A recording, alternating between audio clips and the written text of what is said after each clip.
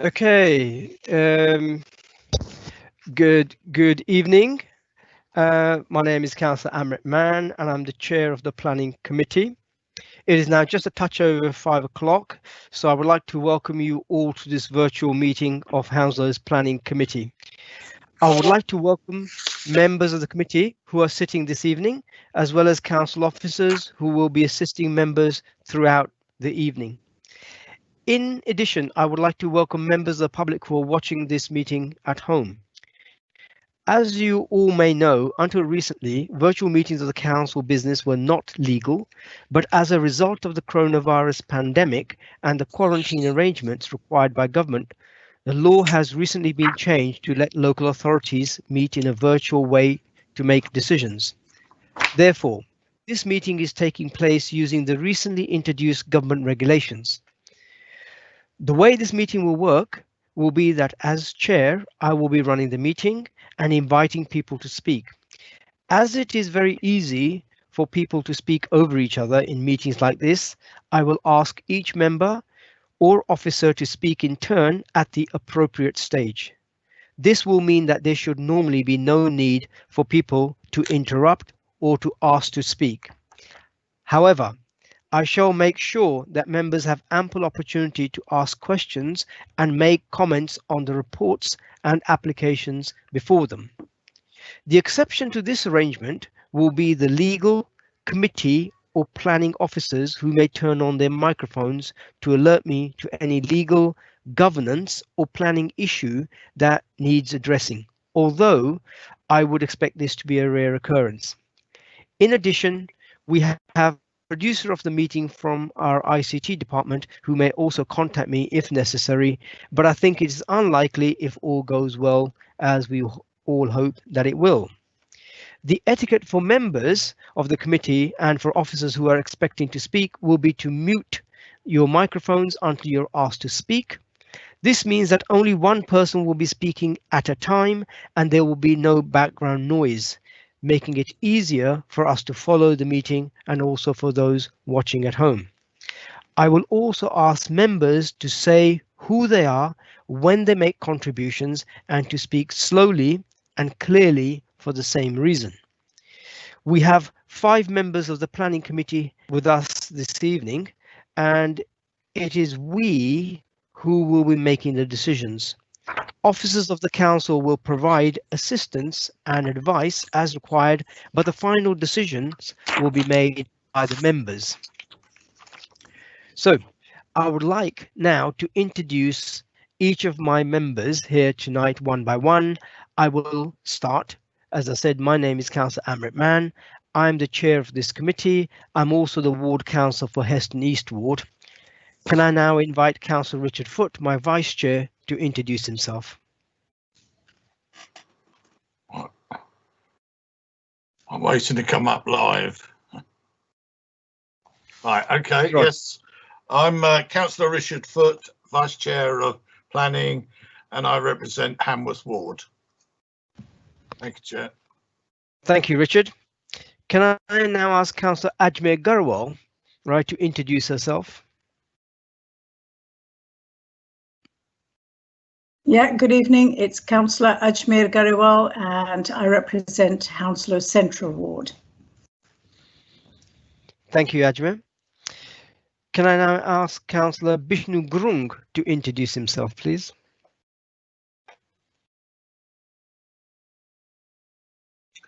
Hi, good evening. I'm Councillor Bishnu Gurung from the Hanoth Park Ward representing, and I'm the member of the Planning Committee. Thank you, Chair. Thank you, Vishnu. Now, Councillor John Todd to introduce himself. John. Hi, good evening. My name is John Todd. I'm a councillor in Chiswick Homefield Ward. Thank you, John. Now I will invite officers who are going to be presenting this evening. Can I introduce Matthew Rees? Yeah, good evening. My name is Matthew Rees. I'm the Head of Development Management and I will be presenting an item tonight. Thank you, Matthew. Can I now invite Kiri Shuttleworth?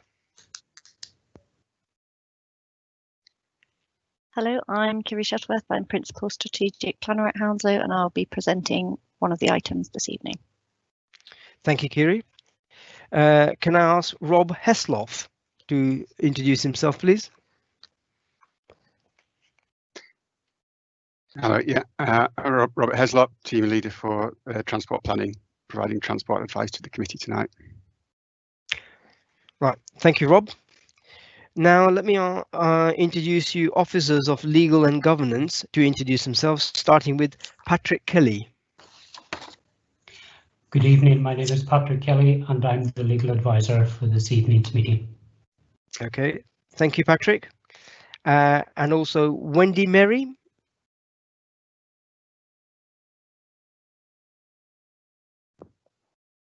Hello, good evening. I'm Wendy Merry and I'm from Democratic Services. Thank you, Wendy. And now Chaspal Sandhu. Hello, I'm Chaspal Sandhu and I'm here from Democratic Services. Thank you, Chaspal. Okay, we also have officers producing an acting role for technical side of this meeting, but as they're not expected to be involved in the discussion of this meeting, I will thank them for their help, but not ask them to introduce themselves. All right, moving on. So, members of the public are reminded that the agenda and all reports being considered by the committee tonight can be found on the council website under the Planning Committee Meetings page. So if you want to see them, that is where to look. I also want to make sure that all members have seen the agenda reports. So if you have or have not, probably it's easier to speak out now. I would take it that everybody has got the reports package. Yes. Okay, thank you. Right. I would like to remind members of the need to hear all the evidence in each report we are considering tonight. This means that you should listen to the whole debate. Please do not pop out to make a cup of tea or walk the dog. This is a legal requirement, and I will be asking you to confirm you have heard the whole debate before you vote on any matter this evening.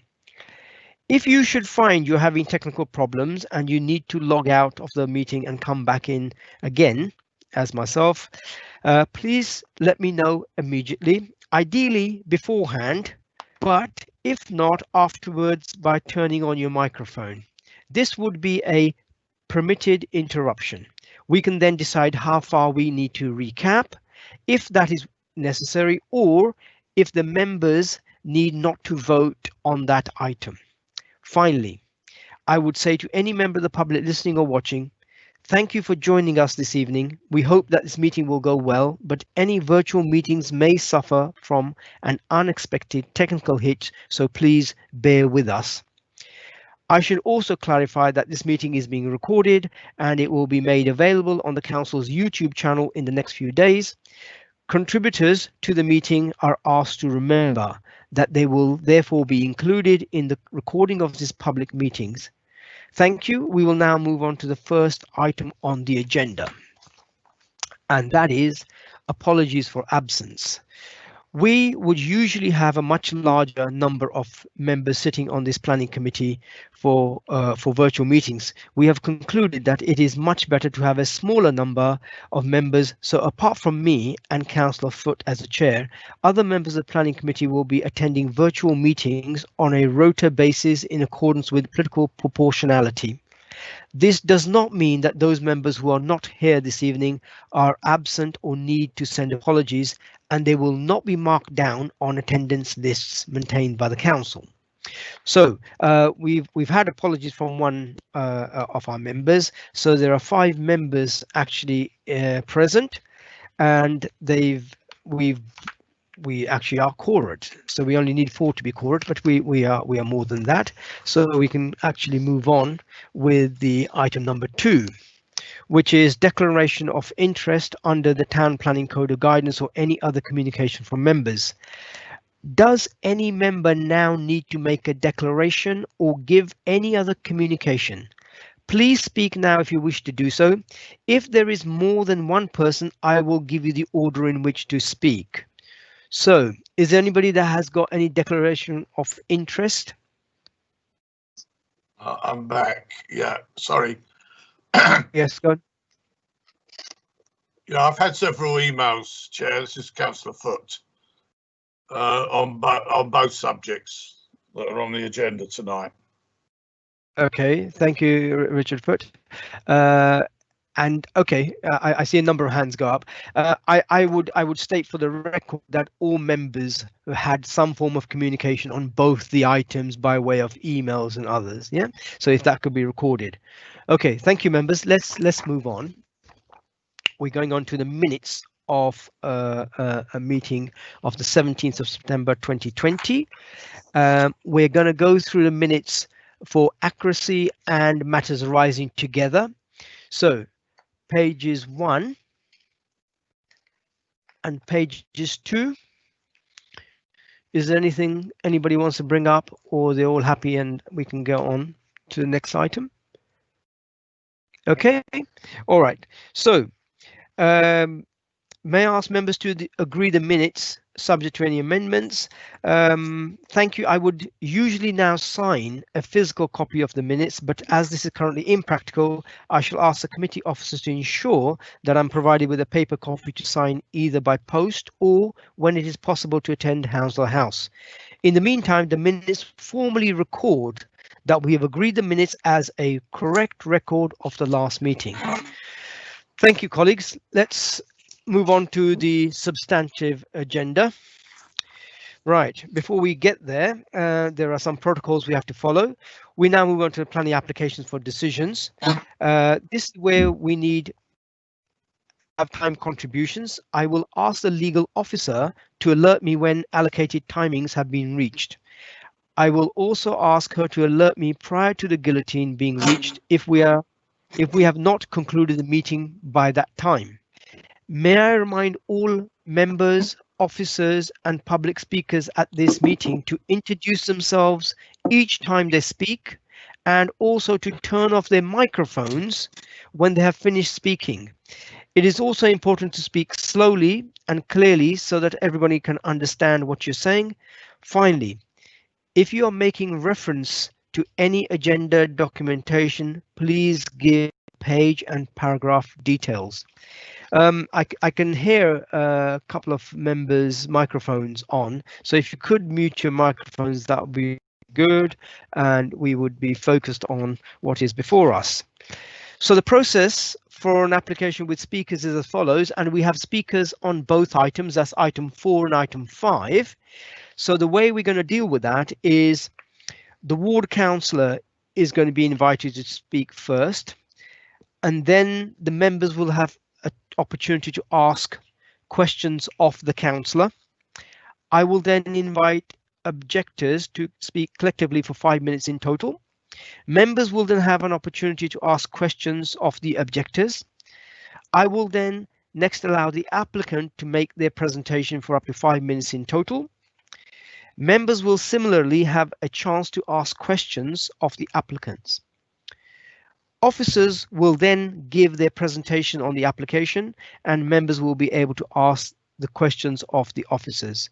Members will then be able to make comments and debate the application, after which we will then go to a vote. Now, this process means that the committee will be able to get all the information it needs to make a decision in a way which is fair to all parties. We will therefore start the process of the application. May I remind all and both applicants and objectors that they have only 5 minutes.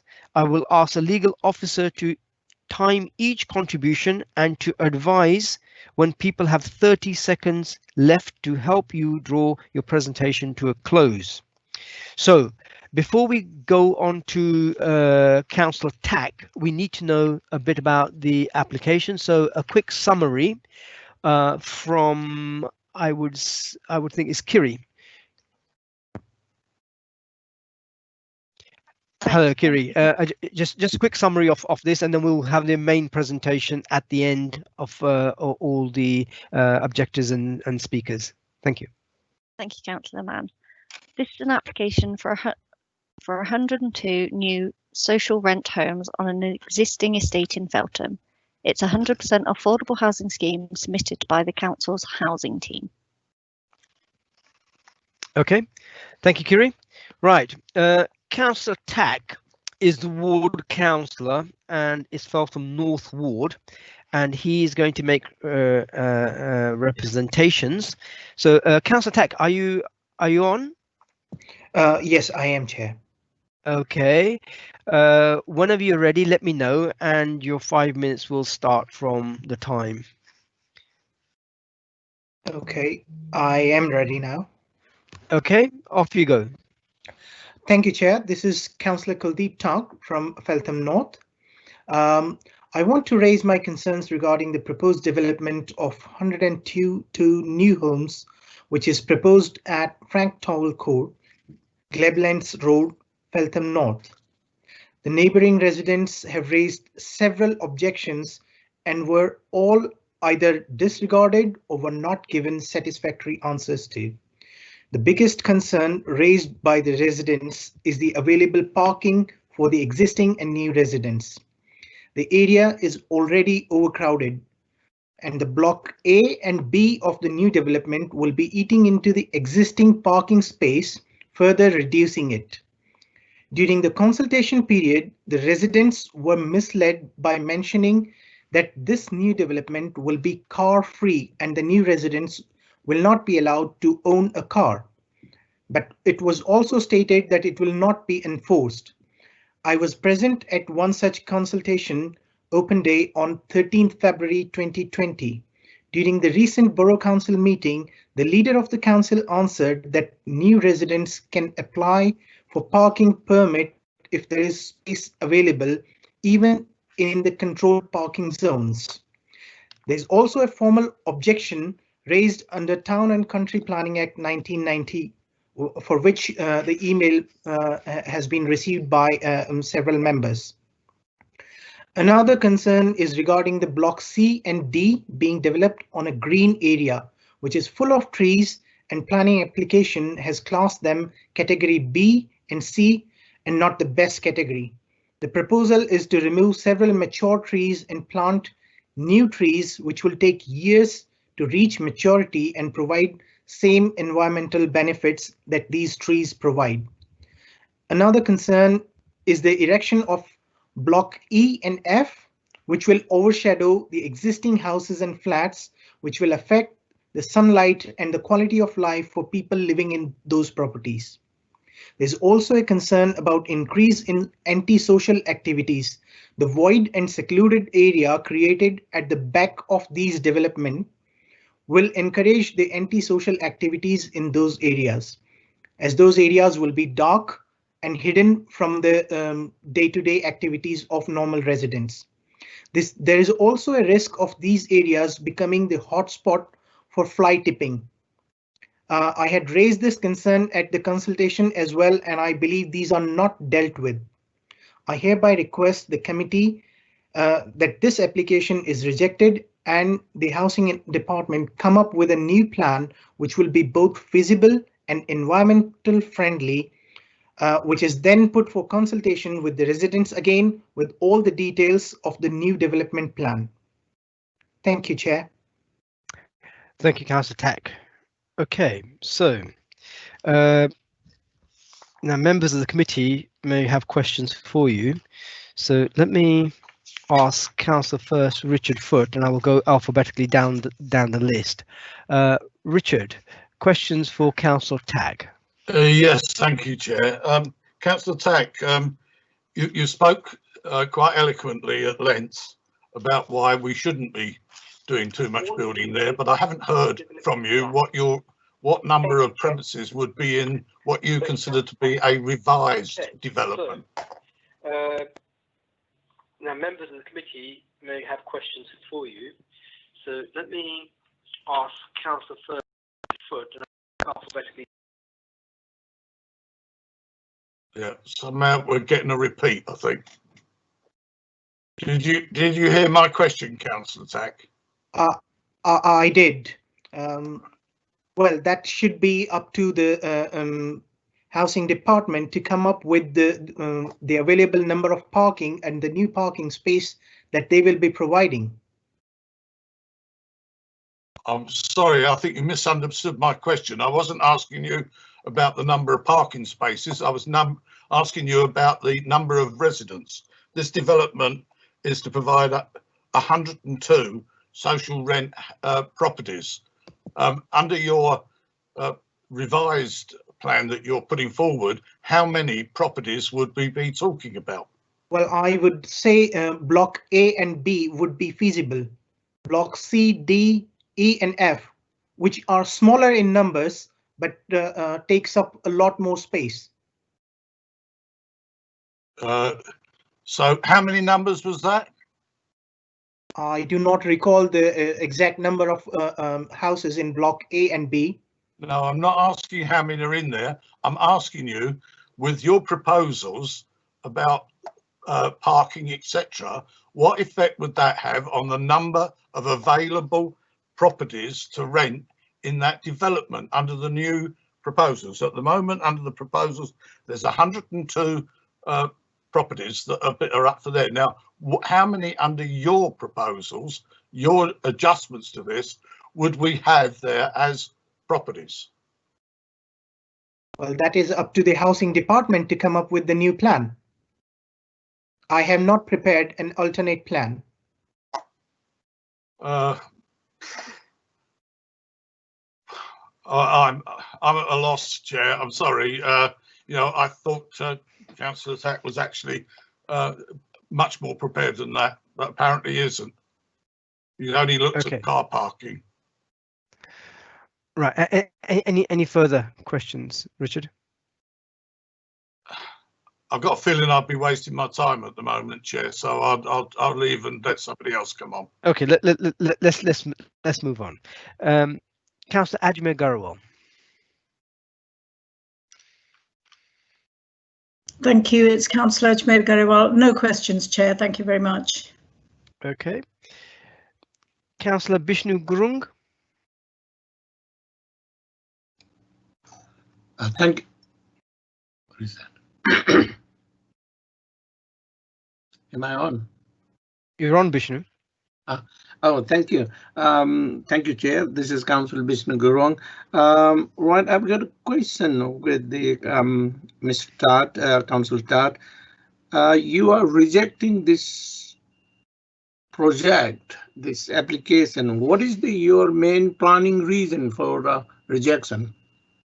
Well, I have given several concerns. One is parking. The other one is using the green space.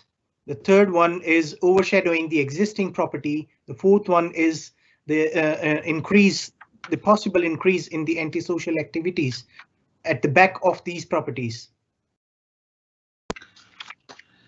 Okay, thank you. Haven't you seen the officer respond on that one? Well, on the antisocial activities, I don't think there has been a satisfactory answer. But for others, there is also a formal objection for parking, which I recommend the planning committee discuss about. Chair, that's all for me now. Thank you. Okay, thank you, Bishnu. Councillor John Todd.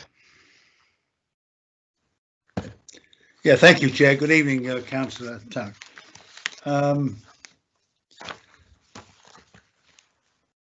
You mentioned in your opening about the available parking spaces for existing residents. My understanding is, and I'm subject to your challenge, is that existing residents would maintain their right to park on the estate and that the new residents would not. Is that your understanding? Yes. Okay. So with respect, what Councillor Curran said at a council meeting, we all make mistakes, but the report, I can only go on the report from the professionals. It says that non-residents will not get a car permit. So if we agree with that, we can move on. So Before moving on though, can you clarify what the issue is? If residents can park there without any problem and new people can't?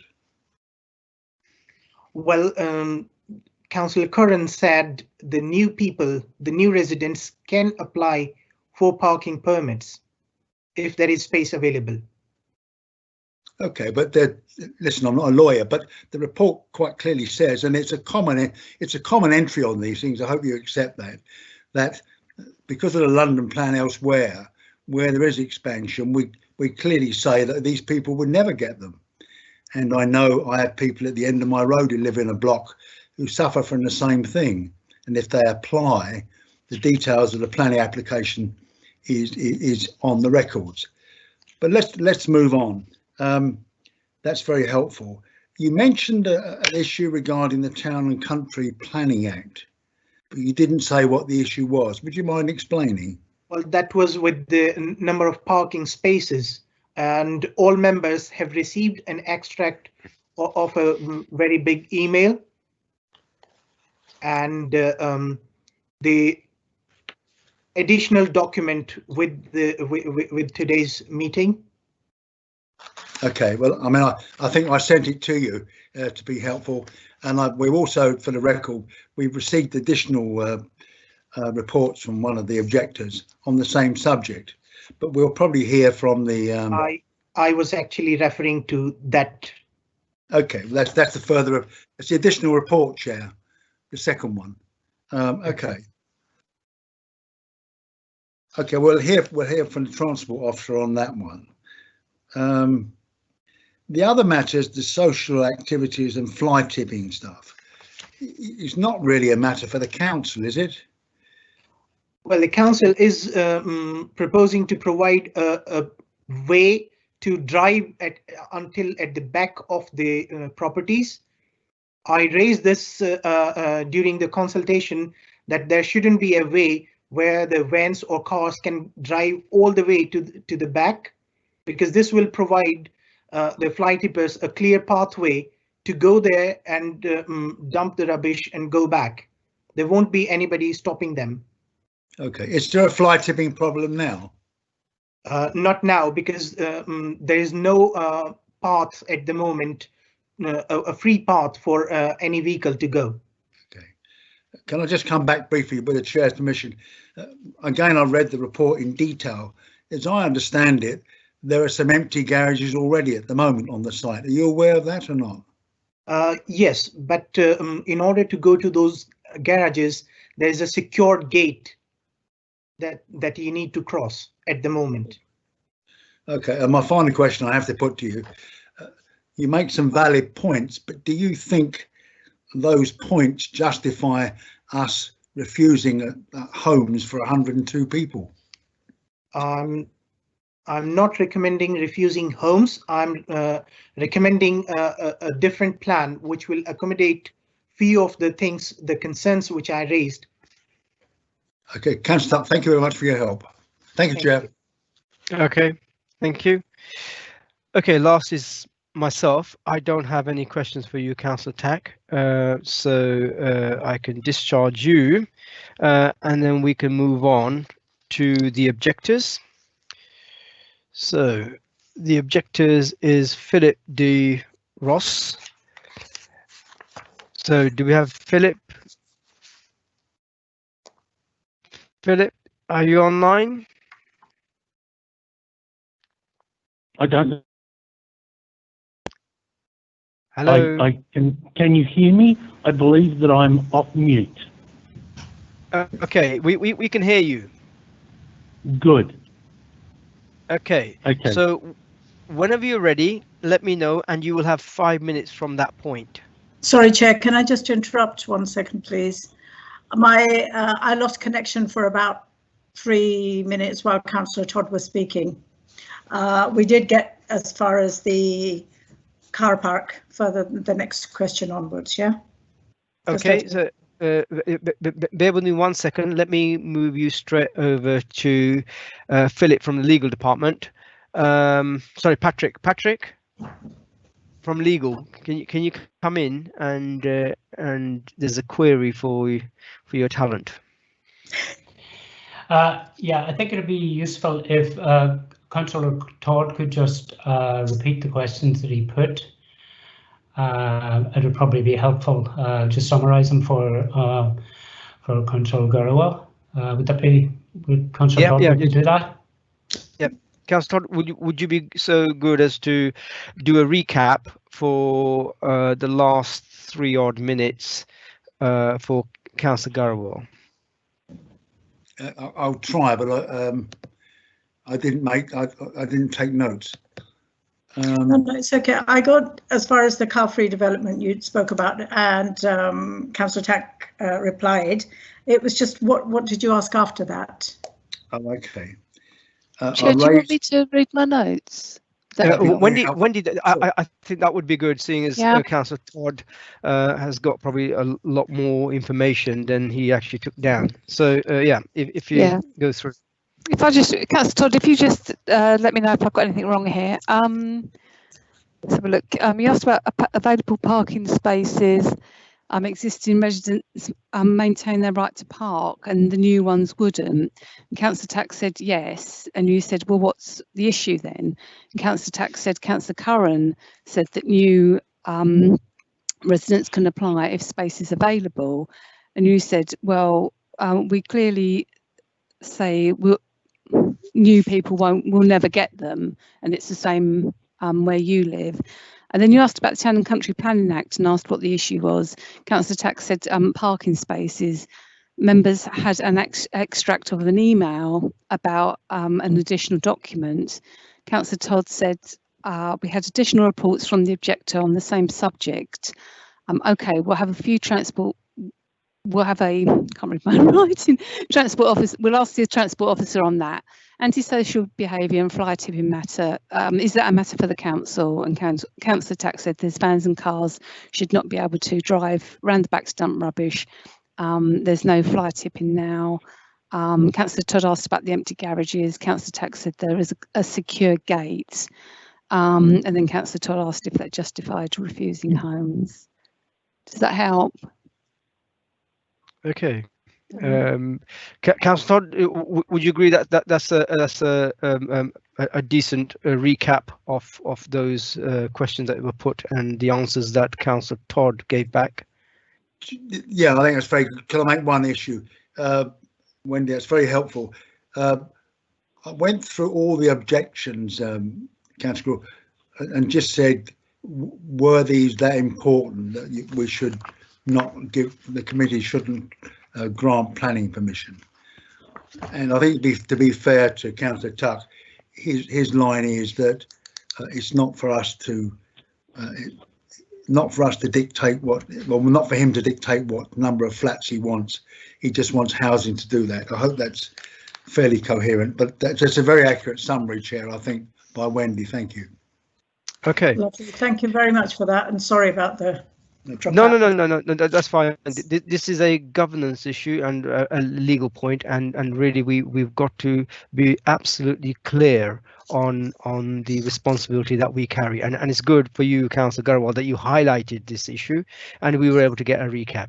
Okay, so without further ado, Philip, are you still there? Yes, I am here. Okay, so whenever you're ready, let me know, and then your 5 minutes will start ticking. All right, I'd like to first of all just clarify for the introduction that I am Philip Lawrence de Ross. I am a resident of 42 Franktown Court. I own a vehicle, or my wife has a vehicle. We both have a lease. We are the holders of a lease, and myself and my wife are on that. So that's my credentials. We have a motor vehicle that's currently stored at Franktown Court in the common car park, and I can supply all the details that would prove that it is registered, it is qualified, it is insured, everything for Franktown Court, as well as I'm on the electoral register for 42 Franktown Court. I hope that's enough qualifications you are looking for to demonstrate who I am. Is that sufficient for you, President, Mr. Committee President? Okay, that's great. Right. I think we need to move on to your presentation. Right. So Am I- whenever you're ready, let me know. Yeah. I'm ready to go with my presentation, so I'll start speaking now. To simplify my presentation, I will refer to the public report pack as it's been submitted in point form. So I hope that will simplify what I'm saying. So in point 4.2, and it starts by saying Franktown Court is an existing LBH residential estate which is laid out on a blah blah blah grass area. The existing estate comprises 84 homes. 4.2, car parking for 141 spaces is provided in the estate. There are 31 garages available on the estate. Now, I'd like to add my comment that 141 spaces plus 31 garages is 172 parking capacity. In point 7.127, it states there are currently 108 general parking spaces on the site boundary and a further 2 disabled bays.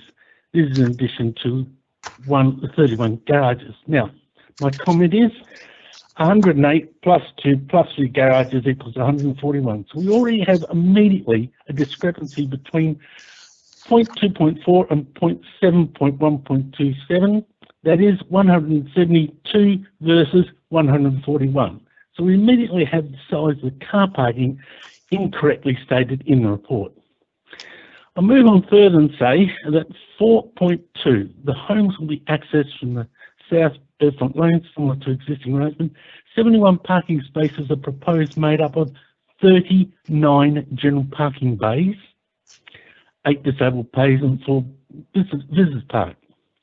So my response to that is that that's now dropped down from what is actually 172 to section 7.12 says 141, and we get down to section 4.2 and it's saying what the parking is going to be is for 59 general parking bays for the existing residents.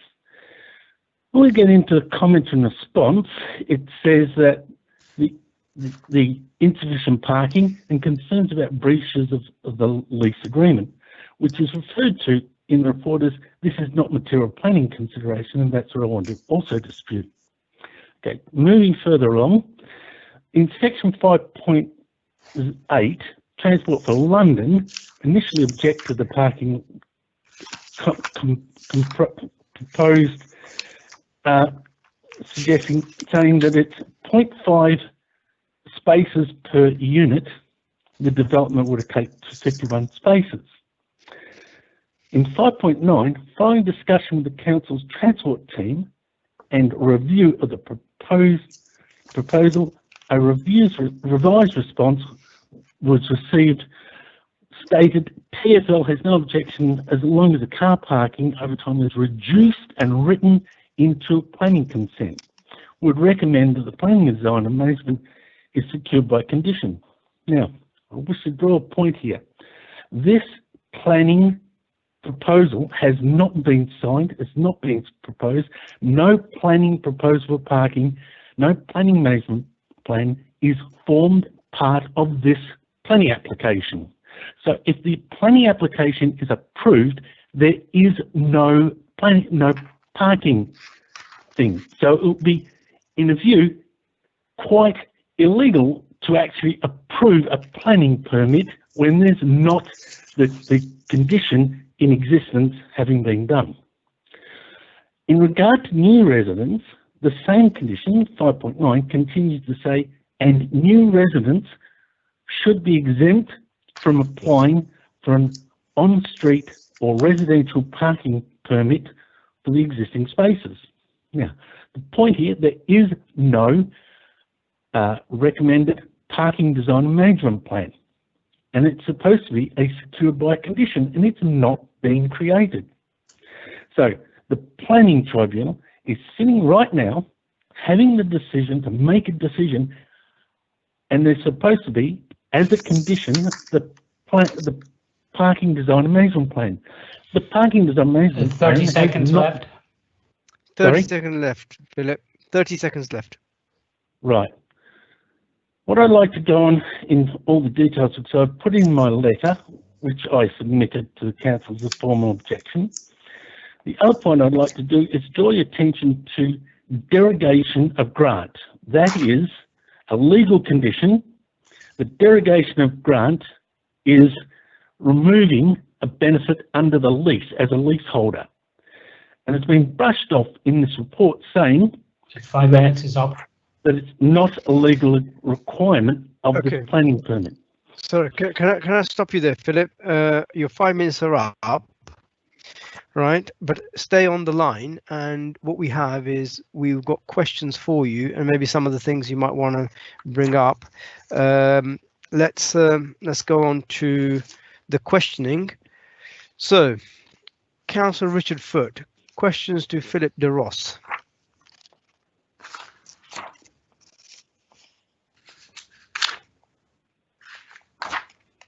Right, I'm in some difficulty, Chair. I'm not sure it's no. I don't have a question of Mr. de Ross. I have a question of probably an officer later, but it comes out of that comment. Okay, that's fine. So save that for the officer. Can I now ask Councillor Ajmer Garawal for her question, if any?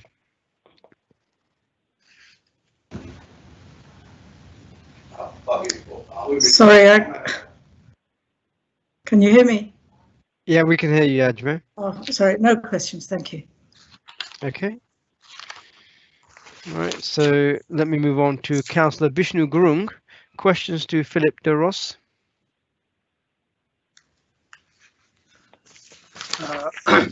This is Councillor Bishnu Gurung from Hanat Park Ward. Phillips, I just want to, Chair, if I may, can I ask him to continue to finish his objection, please? Sorry, Councillor, you're going to ask questions to Philip de Ross. He's had his allocated time, so whatever questions you've got, you need to ask those questions. Thank you, Chair. I have no question then. Thank you. Okay. Right. Let me move on to Councillor John Todd. Yeah, thank you, Chair. Good evening, Mr. Ross. I'm slightly confused about what your issues are. I've read and agree the variation in bay numbers, but you've told us quite clearly you're a long-standing resident and you have a car, and you will, as I understand it, will carry on being able to park on the estate. Is that correct? That is not explicitly stated and is not clear. At no stage does it specifically states in the document, in the proposed document, that there is no reserved parking space. In other words, it's first in, best dressed. It comes on, whoever finds the space has got it. In other words, the existing resident has no protection whatsoever. Anybody can apply for a parking permit.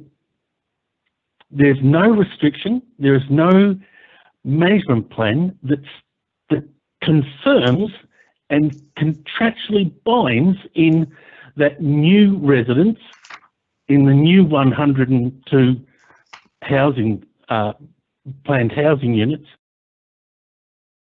cannot apply for a parking space. As it stands at the moment and what's before you, they can apply for a parking space under the terms of a CPZ, a parking zone. There's nothing to stop new tenants and existing tenants. So you'll find that with 180 households trying to get 59 parking bays. Yeah, well, can I draw your attention, please, to page 37, the last line of the first paragraph there. It says, other than disabled parking spaces, no parking would be provided for residents of the new dwelling. That seems quite clear to me. It is not a condition built in. So when you give the planning permission, the existing parking zone applies. There's nothing in writing, there's nothing that contractually binds at any stage that can I interrupt you? The planning officer will speak to that, but as a member of this committee, that's a quite clear statement, and we'll have the ability later on to challenge that if that's still understanding. I've read all your letters and your additional reports about the lease. We're advised that's a legal matter, not a matter to inhibit planning. What do you say to that? When the planning permit is granted by the applicant, who is also the freeholder and is also the administration of the planning process, once you've signed and it's been approved for the planning application, it then makes it legal to go ahead and do everything proposed in that and affects the leasehold. As a leasehold, I lose the circumstances under which I purchased my lease. In other words, I had parking, I will now have no surety of parking whatsoever. It will be first in, best dressed. The only way I can protect myself and my wife, as we're the leaseholders, is to take this to court and seek derogation of grant. And we will have to sue the mayor of the London Borough of Hounslow, as that was the signatory of the lease, and that he will, and as the council will be responding in court in order to address this, in order to protect the situation that the property has had since it was built in 1963, that was parking space was provided. Okay. All right, Chair, thank you very much. Thank you, Mr. Rose. Okay. Philip, I have no questions for you. So we can discharge you. I understand Councillor Garwal is having some technical issues with her connection.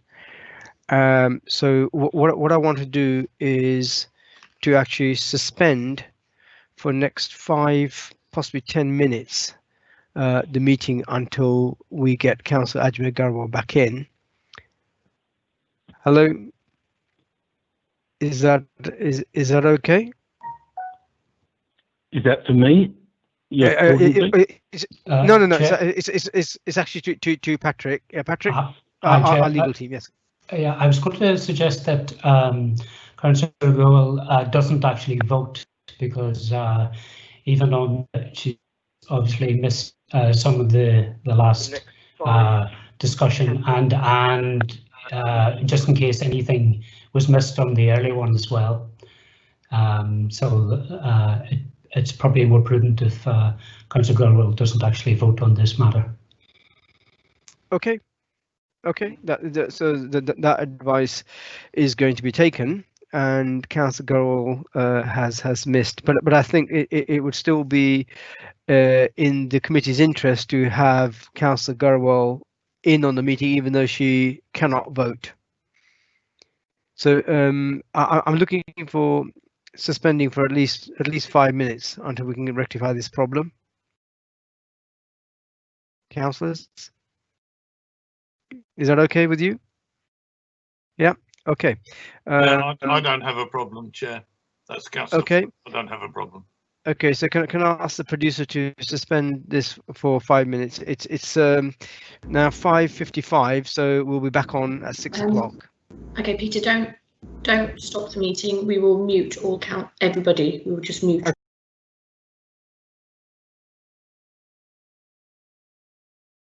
Councillors, can you turn your cameras off, please?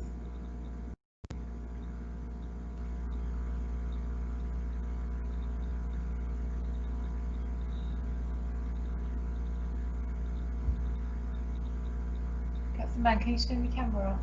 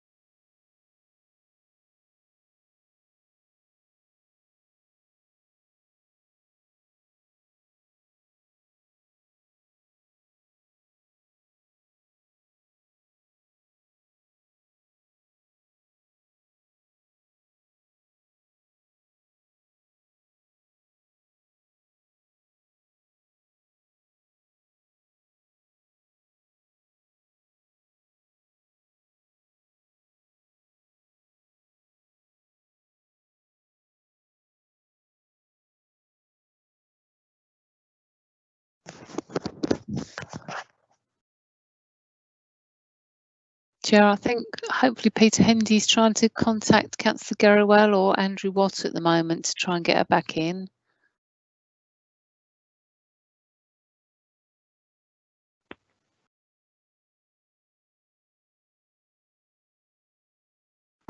Hi, is Andrew there? Yeah, I'm here. Andrew, are you trying to contact the councillor? No, you might be. Okay, let me do it then. If you just present the screen and I'll try to contact the councillor. Okay. Which councillor's missing? She's here. Oh, okay. She's there. Okay, good. Okay, let's go back live, yeah?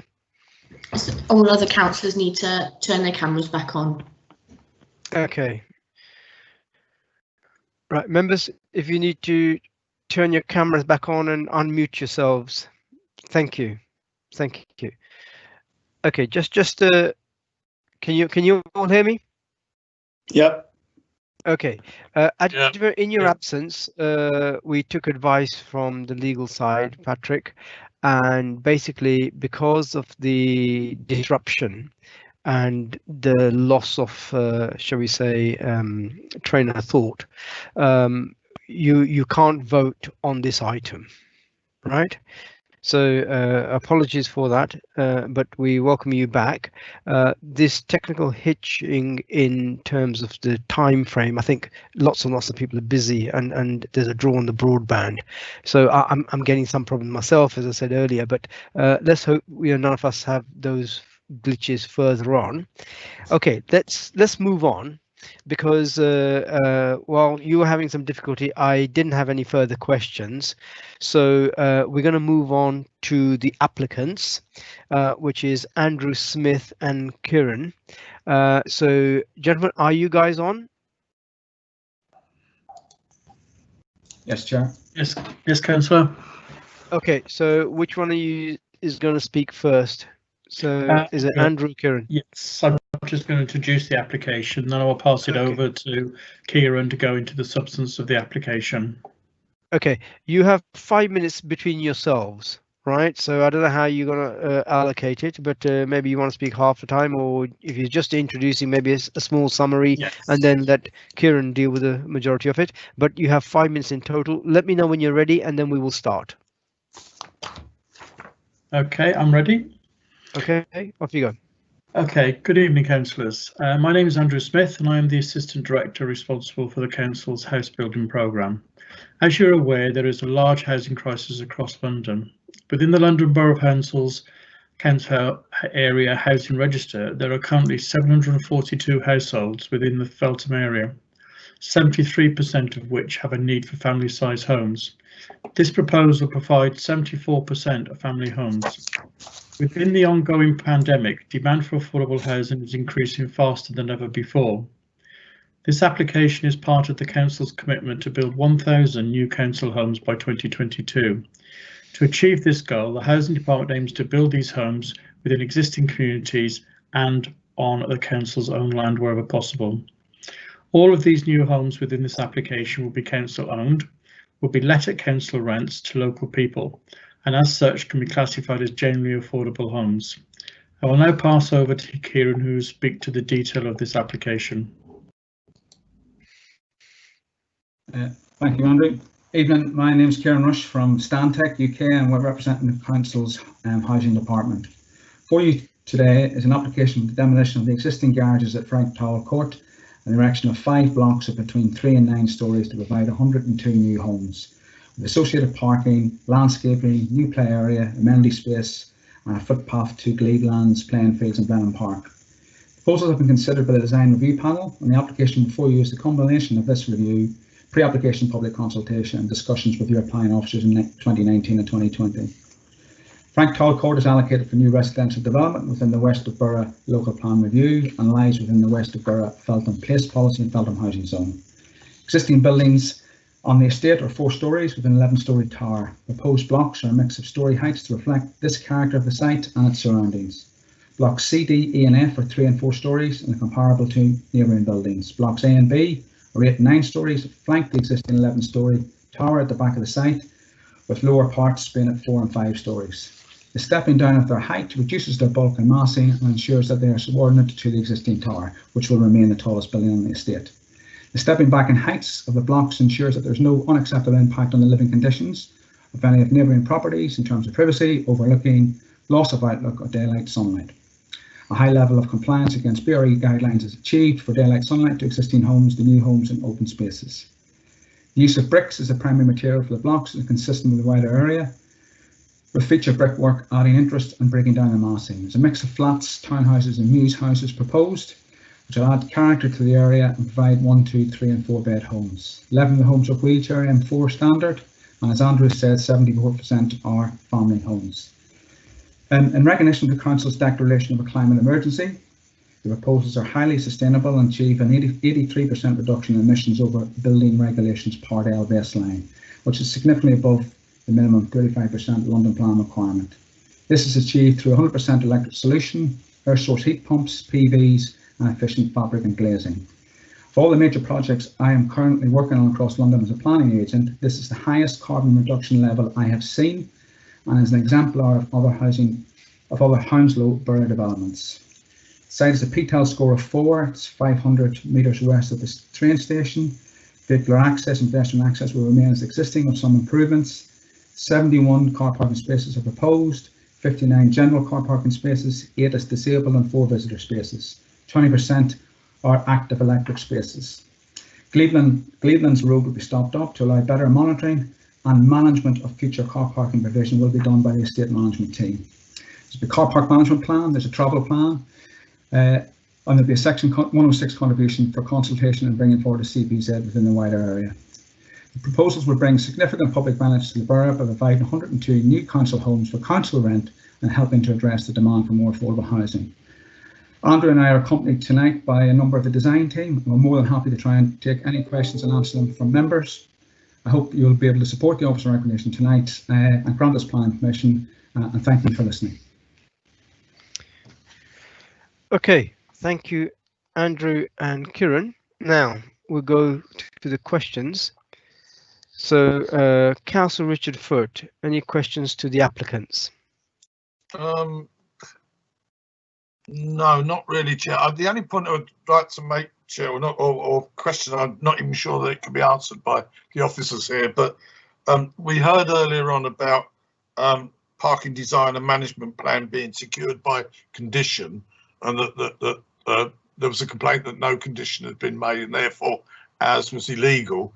Now, my reading of the report says that on page 50 and 51, the conditions 4, 5, 6, 7 and 8 that all refer to the parking plan on this development.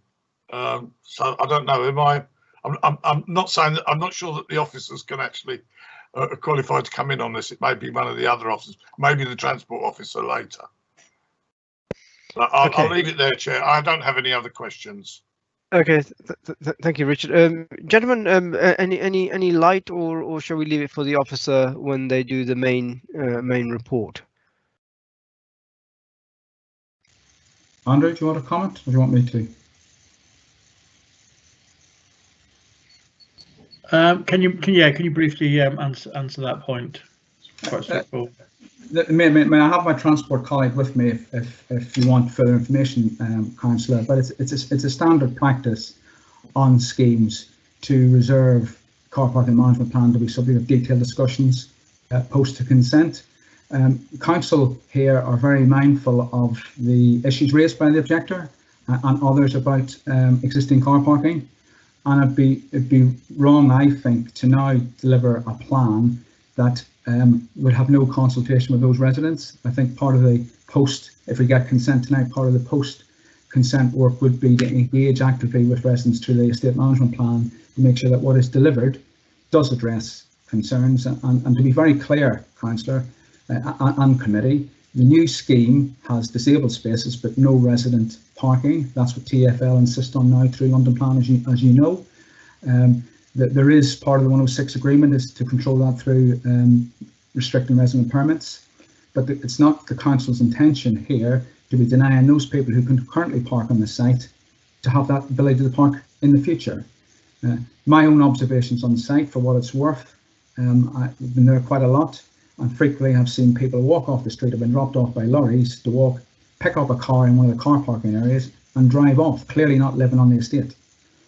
So the management plan will be delivered and drawn up through further consultation. Okay, Richard? Yeah, that's fine, Chair. Thank you very much. Yes, I wasn't necessarily expecting such a good answer or full answer, but thank you very much. Okay, right. Ajmer. Councillor Ajmer Garwal. Thank you, Chair. I'm fine. Okay, No questions. right. Let's move on to Councillor Bishnu Gurung.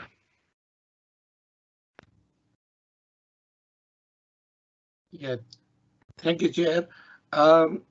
Kieran, you picked up about the excellent design.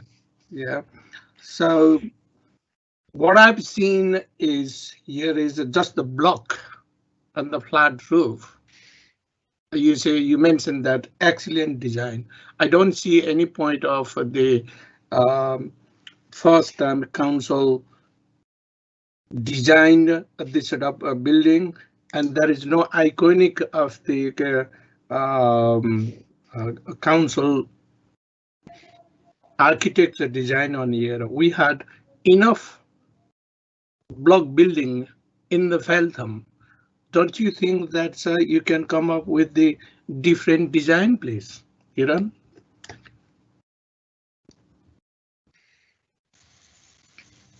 Councillor, just so I'm clear on the question, is it are you querying the design of the blocks to the rear, or is it the scheme as a whole? Yeah, but scheme as a whole, because it is all the blocks there, and then we do have the lots of block building in Feltham area already. We do want all sort of mix diversity designed of the building in Feltham area. So this is just a simple block building. So don't you think that you can come up with a different design which make attract and which make council iconic building? I'll answer it in part, Councillor, and maybe I might ask the architect to comment as well, because I'm not the designer. I'm a planner, simple planner, and I'll ask the architect to come in a second. But I'll come back to you in a few points. Firstly, I think use of the word iconic means different things to different people, and we just sort of have to look at what do we think fits in the context. And we've been working on this project as a design team for a couple of years. The scheme has changed a lot through that process, with active engagement with the your design review panel and your officer, your planning officers and your design officers. And I think the scheme delivers a mix of typologies. There are flats, there are different types of flats, there's news houses. The flat roofs have a function because that lets us deliver green roofs and PVs. Without them, it becomes much more challenging and more expensive to a certain extent to try and deliver the green carbon agenda. So I disagree with you about your view of the design, if I may say that.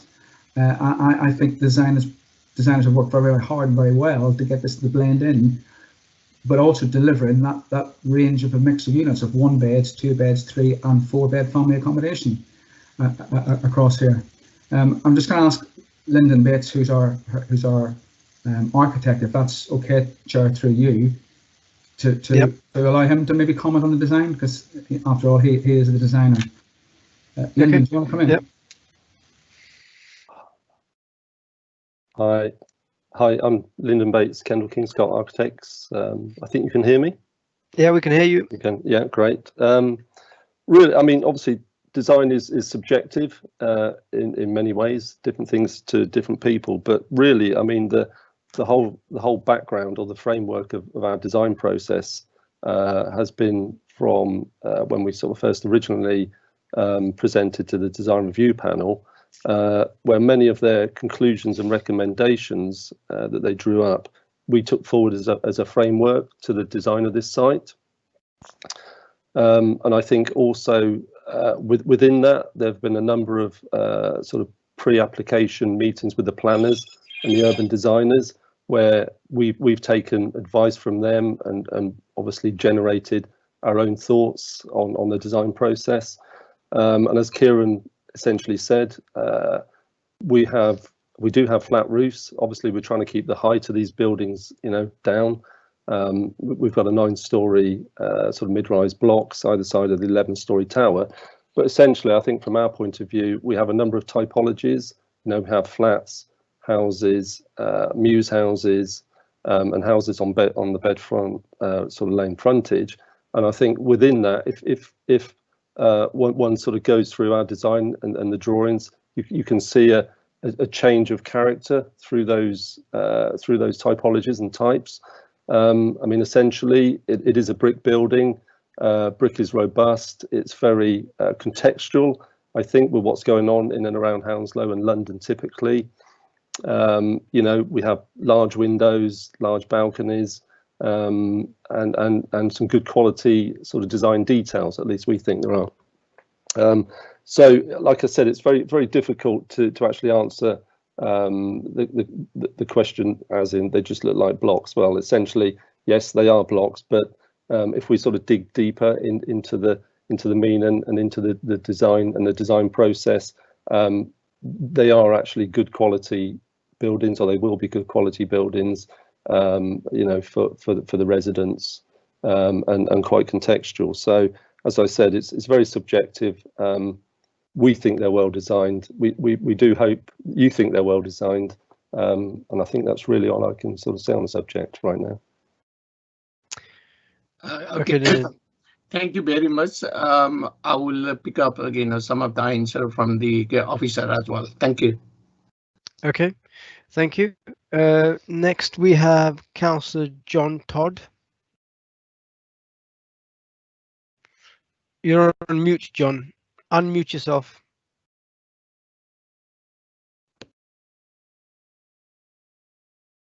Still can't hear you. That's it. Now, sorry, I was obeying your instructions. Kieran, a couple of bullish points in your case.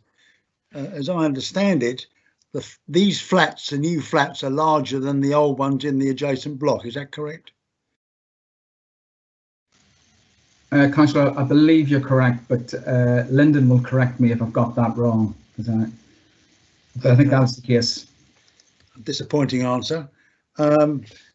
Heat source pumps and the related matter. Will that mean that the tenants living here will have cheaper costs than most flats? I'll come back to that question in a second, Councillor. I'm just going to ask our energy consultant to answer that. Neil, if you just don't mind a second, and then I'll wrap up after that.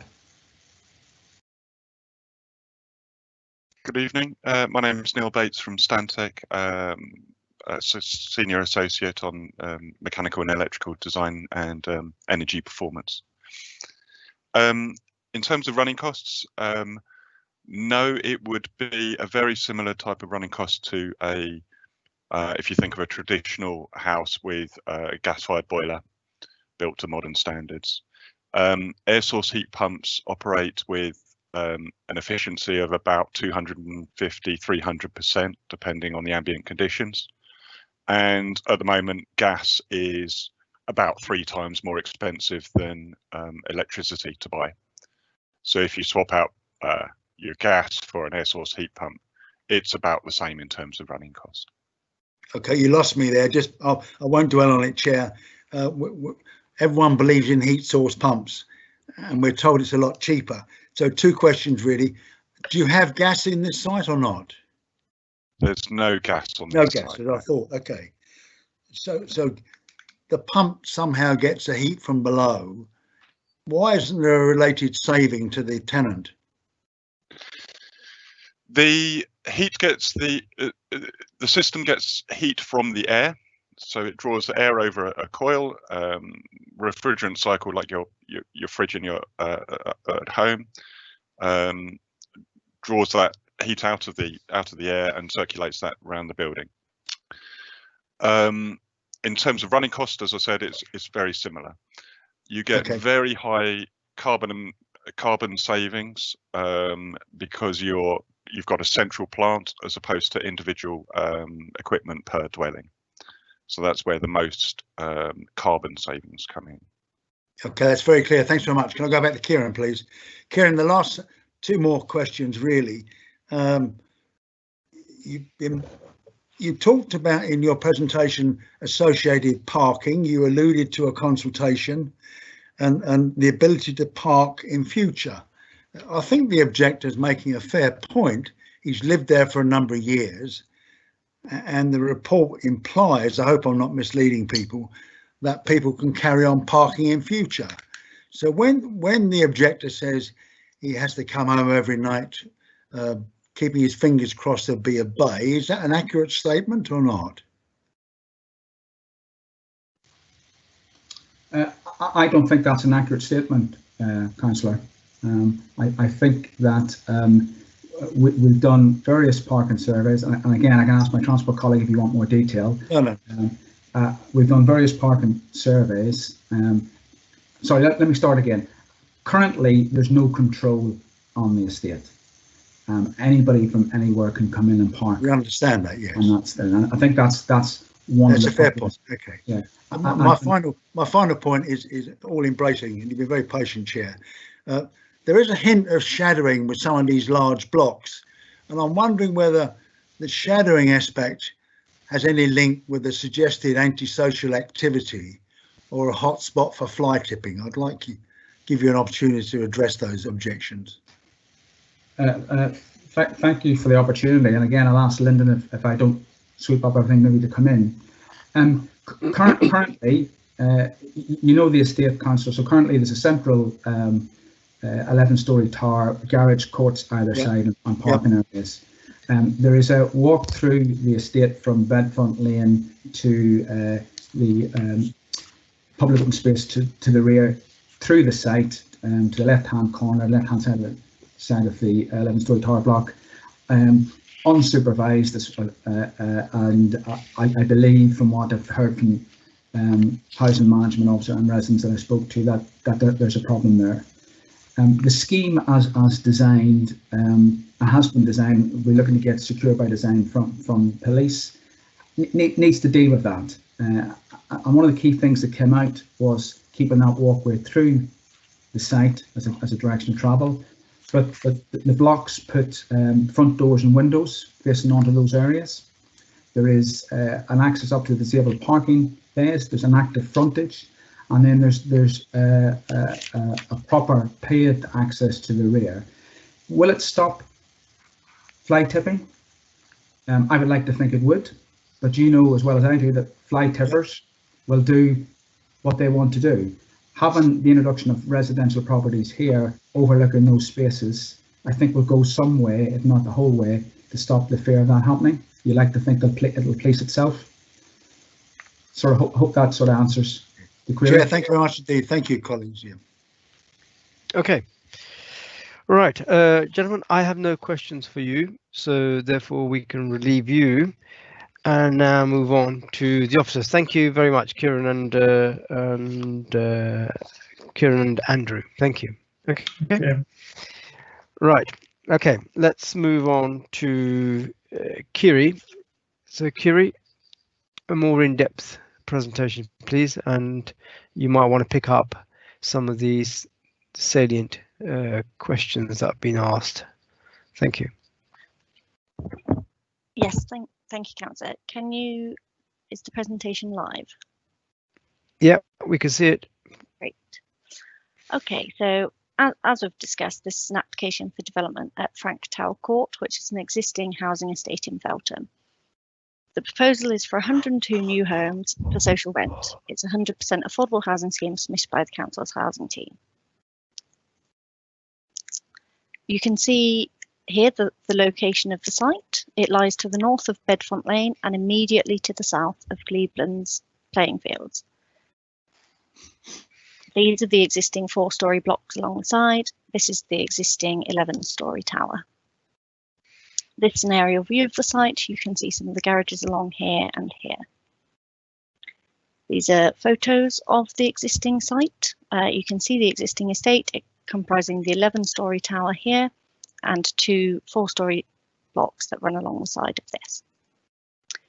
This is the current access to the park that we just discussed, and this is the boundary wall, and there are various photos showing you parking around the site and areas within the estate. This is the view of the existing estate from Cleveland's playing fields. This is the proposed site plan. The application proposes the demolition of existing garage blocks and the erection of new buildings between 3 and 9 stories in height. It would deliver a total of 71 parking spaces, which includes 8 blue badge spaces, and a new pedestrian route to the playing fields, which is this route here. So it's a public link from Bedfont Lane all the way through and into the park. So this is Block A. This goes up to 9 stories. Block B is the other tall element. Block C is 4 stories. Block D is the Mews houses, and then blocks E and F here are the townhouses, which are 3 stories fronting Bedfont Road. So this is a view of the proposed site from Bedfont Lane. So you can see here, these are the 2 pitched roof townhouses on the front of the site. This is Block A, this is Block B. Block D is sort of in the gaps here between the houses, and that is Block C behind. And the view below is the view from the park. So again, you have Block A, Block B, and Block C. You wouldn't be able to see the other blocks from that view. This is the elevations for Block A. So this is Block A, which comprises 42 homes. All the homes on site are a mix of 1, 2, and 3 bedroom. This is the east and west elevation. And here's, I appreciate it's quite hard to see on the images in the report. So here's some more detail, and you can see some of the actual detailed features that are proposed to be within the buildings. This is Block B, which is the other tallest one. Elevations east and west. So this is what you would see as you're walking along towards the park. This is Block C. Block D, these are the Mews houses. So these are family size houses, and these are Block E's and F, which are at the front of the site. From here you can see the landscaping scheme, which shows the parking sort of centralised and formalised, the creation of a play space in the centre of the site, additional play and amenity areas towards the rear of the site. I would note that there are flats and homes within these buildings that front onto here that have gardens facing here, front doors and windows. This is Block C, this is Block D, and these of course are the existing blocks. Here's an image from the front of the site. This is Blocks E's and F, the houses, the view from Bedfont Lane and the other way. And again, this is the view from Cleveland's playing fields. So in total, as we've said, the scheme provides 102 new homes for social rent. So it's a 100% affordable housing scheme.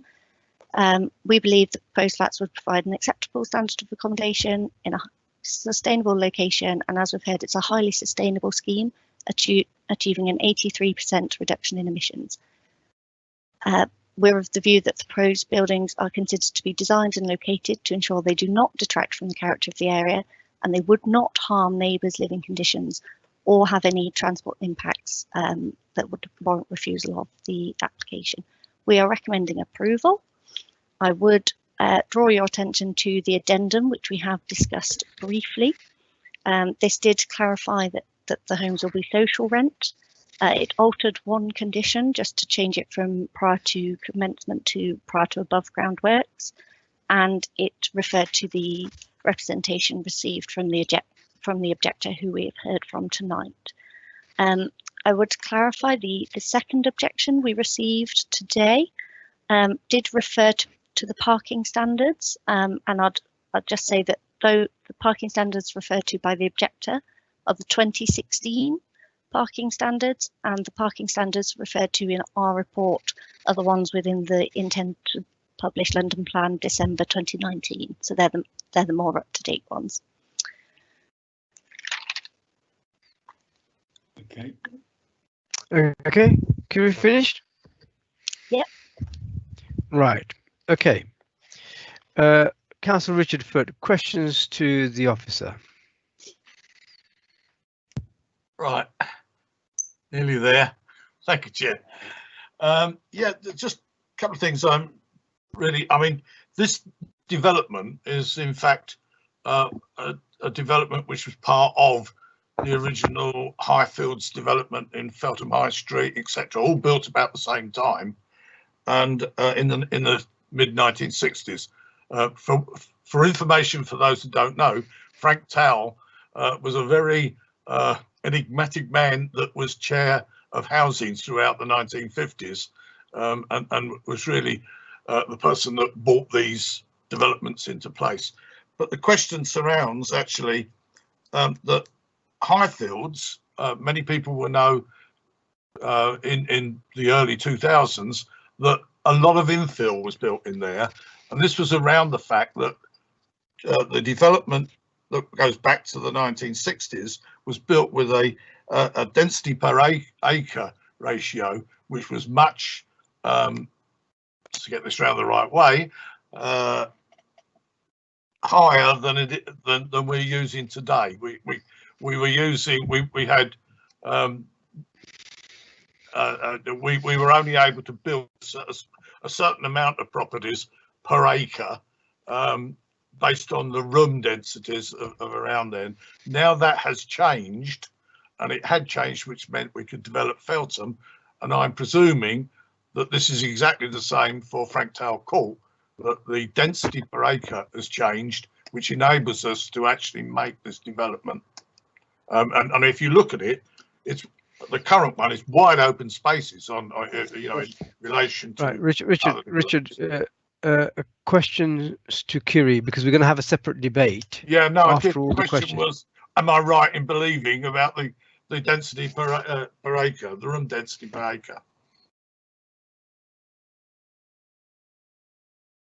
So yes, that has changed over time. Obviously, we now work to the ones in the London plan, but we've assessed the application based on what's proposed, and we're confident that it's acceptable. Okay. Let me move on to Ajmer. Ajmer.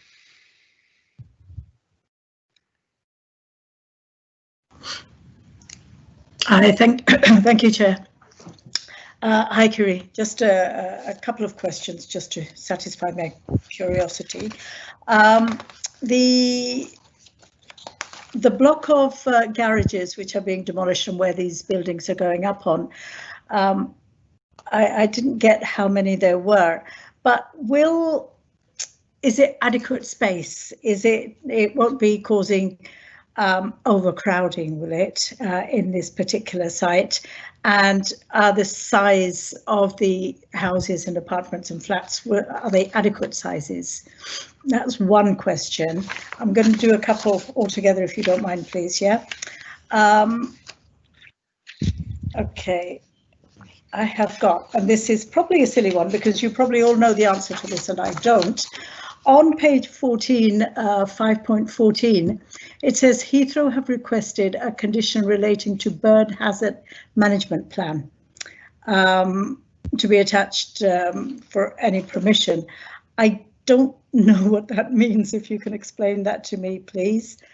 And also, like in 5.16, on the same page, page 14, it says London Fire haven't responded at the time of writing this report, neither has the Environment Agency, and nor have NHS responded.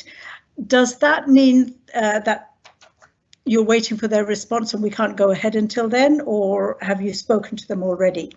Thank you. Okay. Yeah. Kiri? So on the first one, in terms of the size of the homes and the flats and the houses, they all meet or exceed the standards that we require. And in terms of overcrowding, no, we don't believe this would result in overcrowding on the site.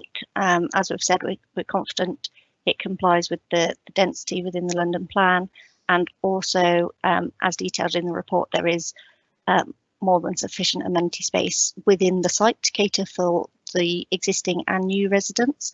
And of course, they have direct access to the park next door as well. So no, we don't believe it'll result in overcrowding of the site. In terms of the bird hazard management plan, that's quite a standard condition that Heathrow request. It's just because the site is relatively close to Heathrow, and so the flight path is within the vicinity, and essentially it's to do with the landscaping, and it's to try and avoid having a lot of birds gathering on the site, and therefore trying to avoid them sort of flying into the aircraft, because obviously if they fly into the propellers of the aircraft, then it causes a lot of issues. So it's just there for Heathrow to be confident that the landscaping is being sort of designed appropriately.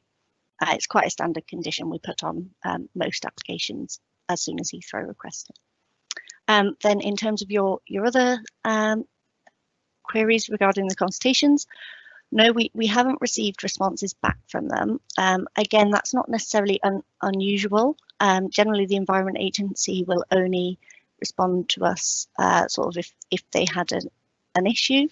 In terms of the fire brigade, the application did submit a fire strategy, which was prepared by a qualified person, and that's all that's required at planning stage. Obviously, at a later stage, building control have very detailed sort of measurements to ensure that all the buildings will be meeting the relevant fire regulations.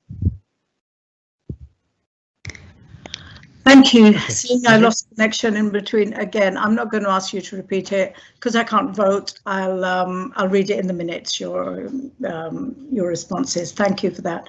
And I don't know why, but I've been chucked out twice since last time, so oh dear. It doesn't like me today. All right. Okay. Well, look. Let me move on. Councillor Bishnu Gurung, questions to Kiri. Okay, thank you, Chair. Kerry, if you go to the page 13, 5.8 about the transfer for London, that's initially they have objected and then re-revise. Can you explain a bit more about that? And because the objector also raising about the parking on this ground, can you please explain a bit more about it, why they rejected and then why they have again accepted in the second one? Yes, so I think there was a slight misunderstanding initially. Just to be clear, TfL's first objection is because they thought too much parking was being proposed. So it's certainly not a case that TfL were objecting because they didn't think there was enough. They were actually saying it should be reduced. So what then happened was we then spoke to the officers at TfL and made it clear that how many parking spaces there are existing, how many homes there are as existing, and then that the new homes would be car free, i.e. not able to park. So that's why TfL changed their stance. Okay, just to clear out that you mentioned that 71 parking spaces available. So does that mean that for the existing building, not for the new building? Is that correct? Yeah, so as we've said, so there'd be 71 parking spaces in total, of which 59 would be for general parking because 8 are for blue badge spaces, and then there's 4 visitor bays as well. The parking management plan is required by condition 5, and that will set out how the housing team are going to manage parking across the site. But yes, the new dwellings will be car free, i.e. we have not calculated the parking numbers, including them having parking spaces. Okay, thank you, Kerry. I've got another question. Is regarding to the consultation. I've seen that's the page number 11 that you have done the consultation, but I'm come up with some of the resident at the Bedford Lane. They said that they did not receive the consultation paper. So do you tell us a bit more that where the consultation paper went on? Well, we consulted 712 neighbouring properties. I can assure you we did consult quite extensively. And then following, because we received amended plans during the application, we then reconsulted all of those properties plus anyone that had written into us. So we ended up sending 724 out the second time. So without knowing the exact numbers along Bedfont Lane and going away to check those, I can assure you we did consult quite widely in the area. Thank you, Kerry. One more question about the tree. That's the 14 tree removing from the site. And is there any plan that replant somewhere else? Yes, so we've been given the illustrative landscaping plans, which do detail planting, and they show the planting of between 70 and 80 trees, and they will be a mix between larger and smaller trees, and we will ensure that there's some planted of suitable maturity as well to replace some of the ones that are being removed. Okay, thank you. Last one, Chair, if I may. I would like to bring up again on the design on the rooftop. Yeah, because when I see on eastern side of the borough, they've got diversity types of the flat roof, but we are having in Feltham area is mostly flat roof. Is that any reason why we do have this sort of thing? Why not we have the looking good and nice vertical types of roof? So there is a variety in roof forms within the development. Obviously the two taller ones are flat roof, but the two townhouses at the front of the site, they have pitched roofs which match the pitched roofs on the existing 4-storey blocks, and block D, which is the Muse houses, also has asymmetric pitched roofs, so they're not all flat roof. But as I would say, we do have to have some continuity with what's in the area. The existing 11-storey block is clearly, has a flat top currently, and as the applicant said, you do actually need flat roofs to be able to provide green roofs and the PVs to be able to get up to that 83% reduction in emissions. So we don't feel that detracts from the design. The design did go through the council's design review panel, and as I said, there were revisions during the application in which myself and the council's urban design officers were involved in. So we don't think that the flat roof per se makes it a poor quality design. We actually think the buildings will be much higher quality than the existing buildings on site in terms of design. And and condition 2 in the report does, if permission is granted, will require them to give us all the details of all the materials, and therefore we'll be able to ensure that high quality when they're actually built. Thank you very much, Kerry. Thank you, Chair. That's all my question. Thank you. Okay, thank you, Councillor Bishnu Gurung. Councillor John Todd. No questions, Chair. Okay, and myself, I have no questions for you, Kiri. Thank you very much. Now we've finished the questioning stage, and I will now ask members for contributions and comments for debate. So in the same way, I'll follow the alphabetical order. So Councillor Richard Foote, any comment, any debate at this point? Yes, Chair. I won't bore you with a housing history of Feltham completely on that, but yeah, I'm very happy with this site and its development. I think yes, a lot of open space on there that can enable us to use to provide the housing that we need for our residents, and I don't think we need to look very far from our own members' casework books to know that there is a real need for this sort of housing in the borough.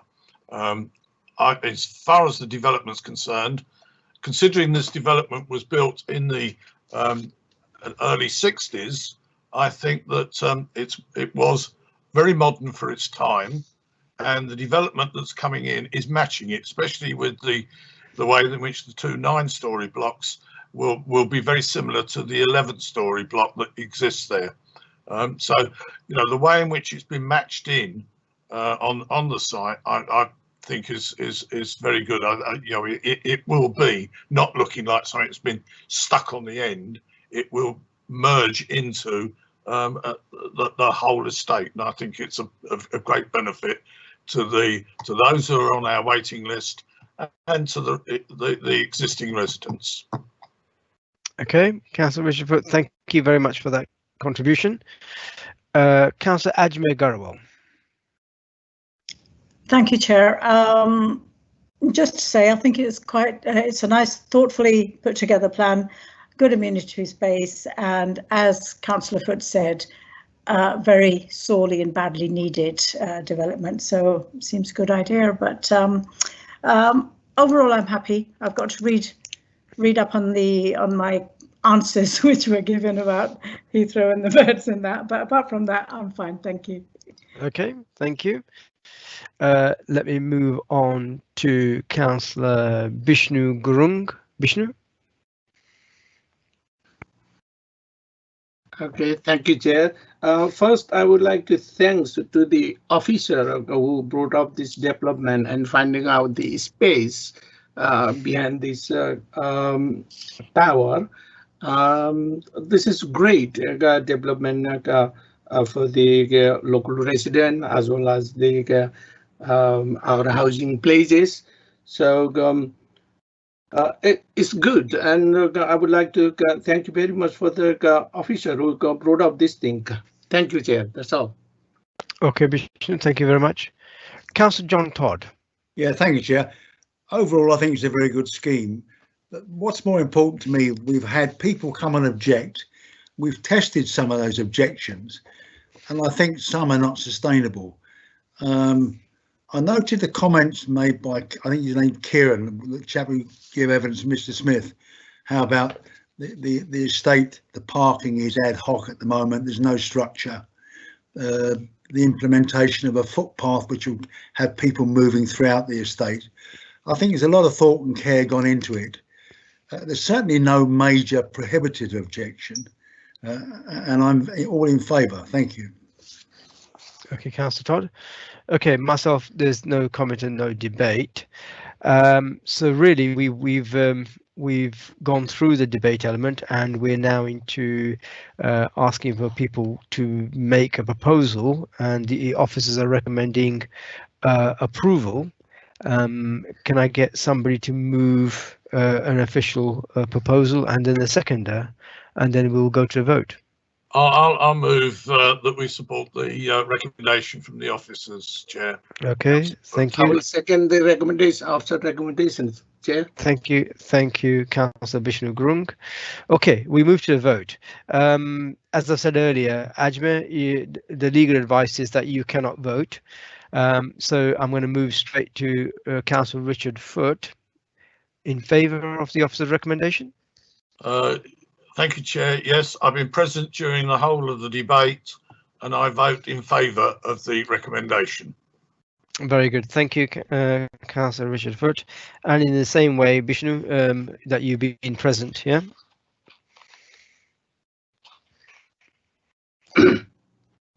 Yes, yeah, I was, present whole of the meeting, and then I heard everything on the debate, and I'm voting after recommendation on this proposal. Okay, thank you. Okay, Councillor John Todd. Yeah, Councillor John Todd. I've been present throughout the whole debate. I've read the papers carefully, and I'm voting in favour. Okay, thank you. Okay, I myself, Councillor Amrit Mann, have been present throughout the debate. I've heard all the evidence, and I vote in favour of the officer's recommendations. So, just to recap, so that is carried unanimously with Councillor Ajmer Garawal not being able to vote.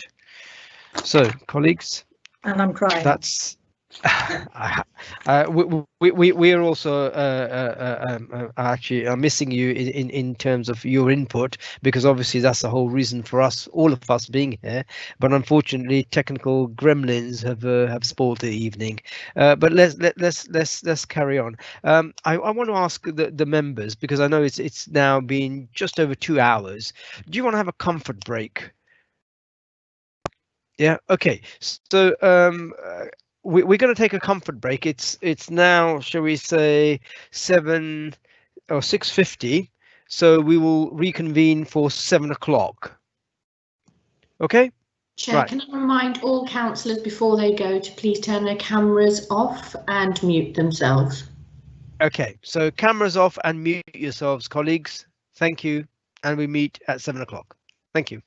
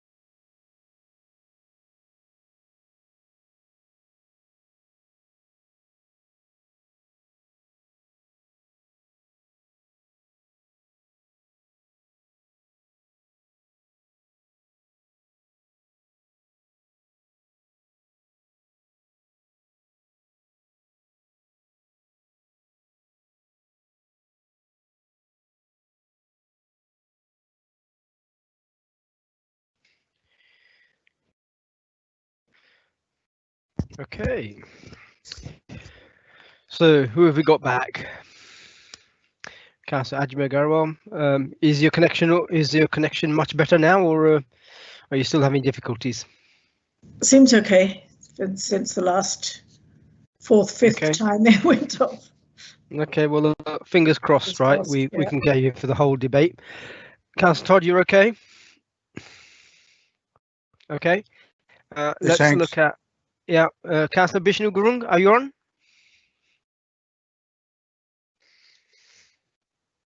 Okay, got Councillor Richard Foote and Bishnu Gurung. Yeah, I'm on. Okay, very good. Richard? Yep, I'm here. Okay, right. So we can kick off. Okay, right, can we go live? Yeah, okay. Colleagues, thank you, welcome back. Right, now let's go on to agenda item 5, which is land adjacent to 3 Station Road. Matthew is going to give a quick trot through as to what the planning application is about, and then we will ask the objectors and the applicants to start doing their pitch. Okay, Matthew. Yeah, thank you, Chair. So yeah, this is Station Parade. So we're just west of Brentford Station. The application is for a Part 4, Part 5-storey building, and it would contain 9 new homes and 2 shops. Okay. Thank you, Matthew. We have an objector, or two objectors, Andrew Williams and Tony Firkins. Are they both on? Andy Williams and Tony Firkin?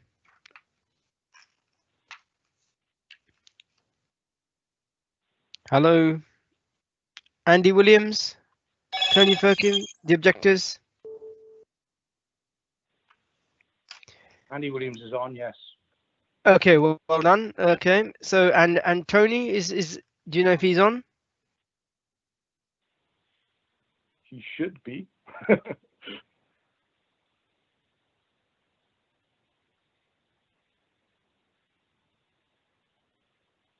Okay, Tony Firkins, can you hear me?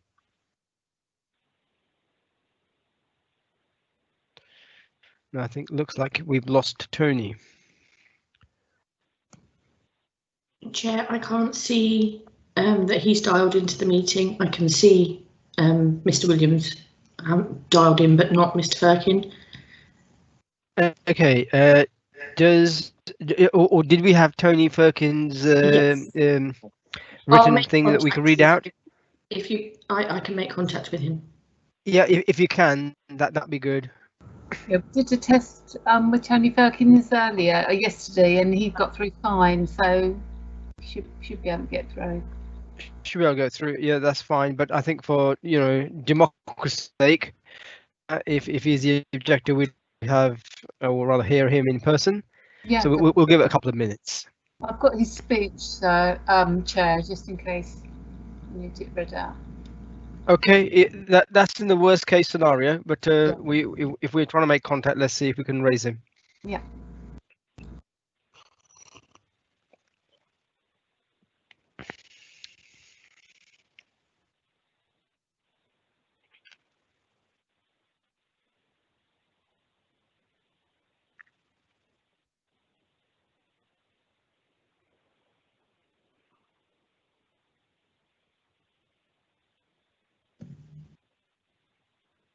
Hi, Chair. Yes, hi. I'm unable to get through to Mr. Firkin. His phone is going through to voicemail. So. Okay. Let's do this. We have Andy Williams. I think he's taking the majority of the 5 minutes. 3.5 minutes is allocated to Andy Williams, and then the remaining 1.5 minutes we can read out Tony Firkins' objection. Is that okay? I do have a copy of Tony, so for Chair, telephone number has come through onto the call. There's a telephone number. Okay. Can you hear me?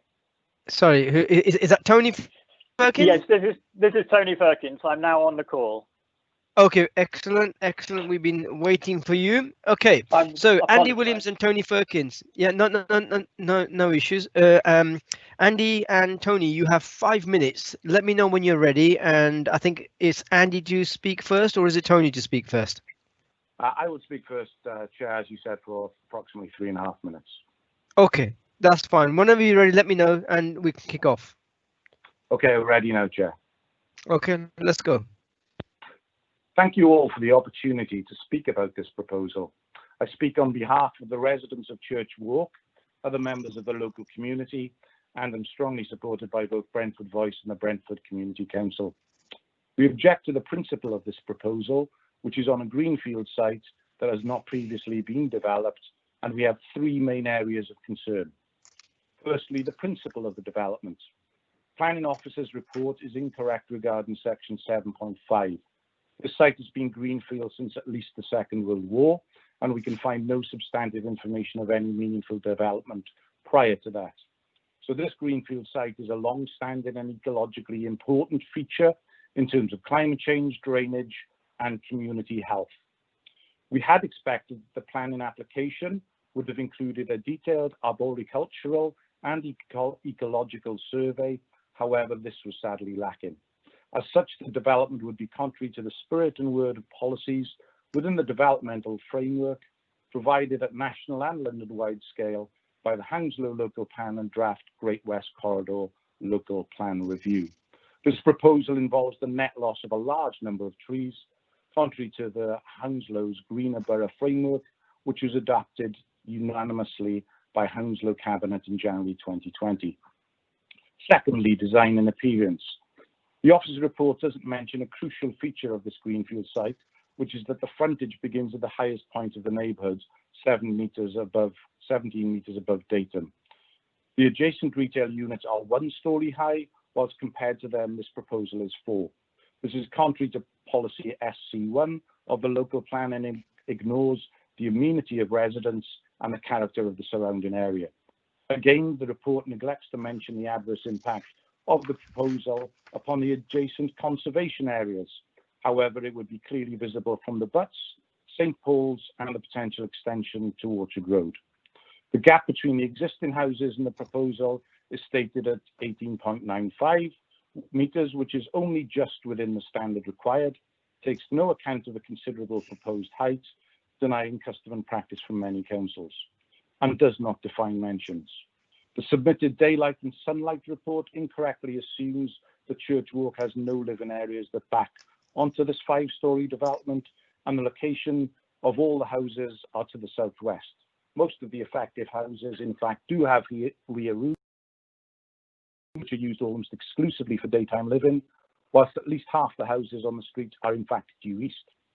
Thirdly, the real-time impact of the development. We're extremely surprised this proposal fails to include a construction logistics plan, given the difficulties inherent in building on this site.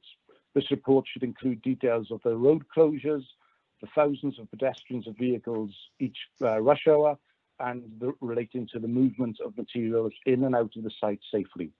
We ask strongly that the committee refuse 30 seconds left for the current proposal or defer a decision pending the submission of a screen that addresses this. Tony.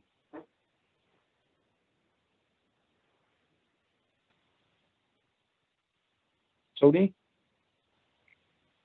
Shall I start now, Chair? Start. Yep, okay. My name is Tony Firkins. I wish to object to the use of gas boilers in the Station Parade development. The Officers Committee report, section 7.9, claims it is a zero carbon development. This is outrageously misleading. By examining the SAP worksheets, page 49, 57 and 65 for this development, it is clear that the gas boilers are modelled to emit over 6 tonnes of carbon dioxide per year. The Officers report, section 7.9, claims that zero carbon is achieved by deploying photovoltaic panels. As a matter of practical physics, this is just not true. The solar panels do not absorb the CO2 emitted by the gas boilers.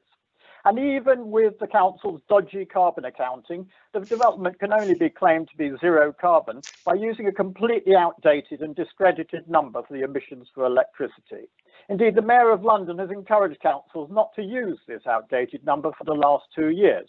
See the Mayor of London's Energy Assessment Guidance, section 1.2. But Hounslow Council persists, in this case to the benefit of the developer and not the planet. It is possible to design such developments without gas boilers, as is clear from the council's pledge not to use them in their own developments.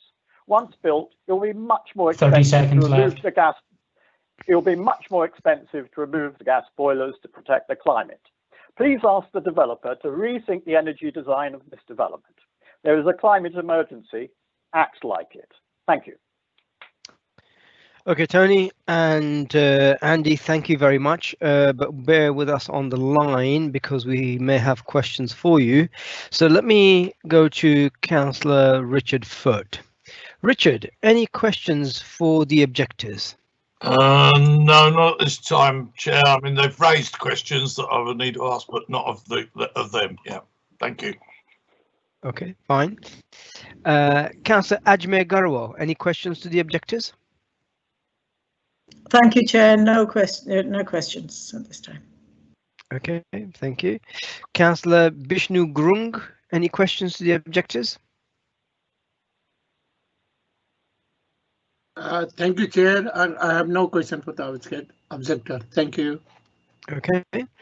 Councillor John Todd, any questions? Yes, please, Chair. Yep. Mr. Firkin, can you hear me? I can hear you, John. Yeah, good evening. Can I summarise? If the gas boilers are removed, are you saying you have no objection to this development? My focus was on the gas boilers, John. I only had 1.5 minutes to speak. I will leave the other objections to Andrew. Okay, but I'm asking you a fair question. I haven't studied the other aspects of it in sufficient detail. I've looked at the gas boilers. I'm looking at paragraph 7.7 as you suggest. 7.9, John. Okay, well, it's not a million miles away from 7.8 or 7.7. I can't see, as you know better than most, that the minimum figure is 35%, but there's no figure mentioned in this report. Would you agree? Well, it has been mentioned that the solar panels completely take away the carbon dioxide of the gas boilers to get 100% reduction rather than the 35% reduction. I put it in my case that is a spurious swap and is a bit dodgy in terms of the carbon accounting. Okay. All right. Andy, can I come to you? Good evening. Yeah, good evening, John. You've been very eloquent and gone into lots of details.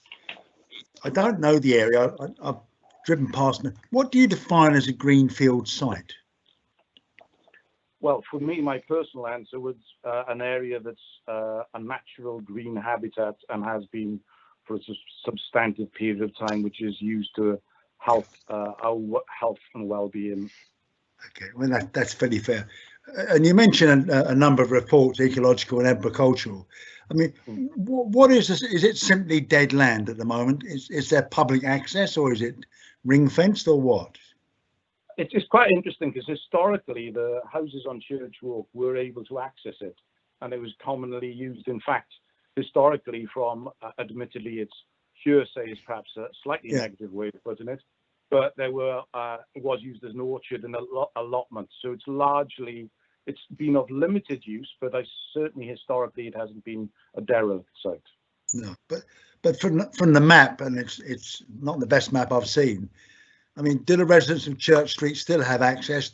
Do people play on there? Does it have some feature or is it simply a collection of trees on undeveloped land? It's interesting. It was used, but about 2 years ago, the previous owner unfortunately decided to eradicate all the trees, which meant pulling down a number of children's play areas, etc., in obviously play areas in the sense that you and I had thoughts in our day, sort of thing. Yeah. Okay. Your final recommendation, I just want to clarify if you wouldn't mind. Yeah.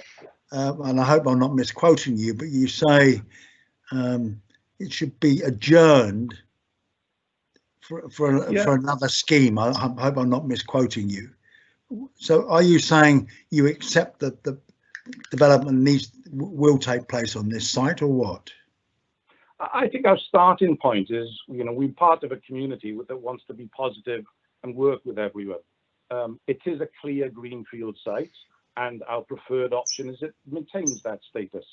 If there is limited building to be put on the Boston Manor Road, we would hope and anticipate that was in keeping with a Boston Manor Parade, which are single-story buildings and could continue the eye line and flow with a lesser interruption and maintaining a stronger component of the green space. Okay, but yeah, you'd still lose the green space, am I correct? Yes, you would, and that's why our preference would be that it's maintained as a greenfield site. So, being slightly provocative, why are you against 4 stories but happy with 1? So it's interesting. So the 18 meters. So I actually personally live in number 26. So basically, those houses would have no morning sun, and the eye line would be about 50 or 60 degrees from standing in the garden. So they'd be totally overbearing relative to a 2-story house. To give you some view of those numbers, it would be 17.5 meters versus a 2-story normal house, which is about 7. Okay, but I've read most of the report, but is your submission on light endorsed in the officer's report?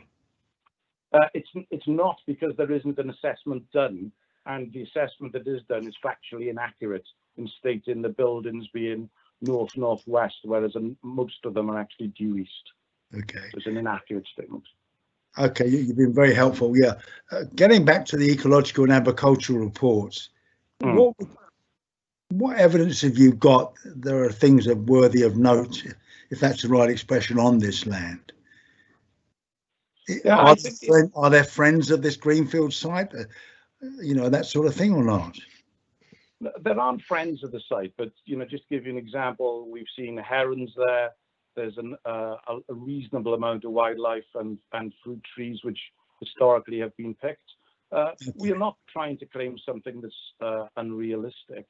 So it's not heavily used as a greenfield site, but obviously it does have positive impact then in terms of the trees and bushes that are there. And drainage would be another area, for example. Okay, so my final question, and thank you for your time. Have you had dialogue with the site owner? Unfortunately not. No point in this process, though.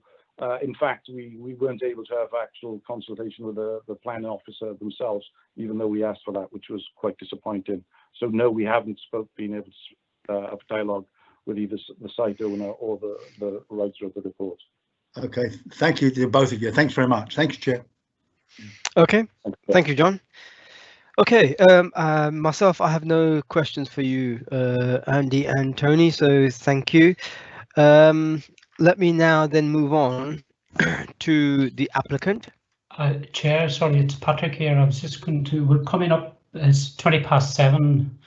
I'm just thinking about the guillotine.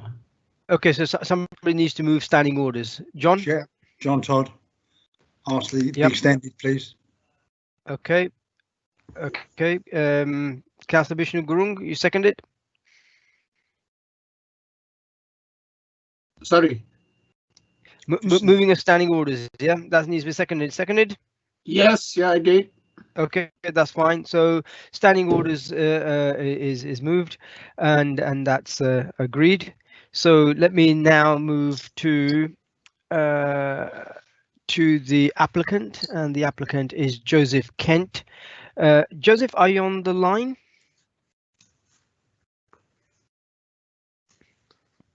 Hello, Joseph Kent.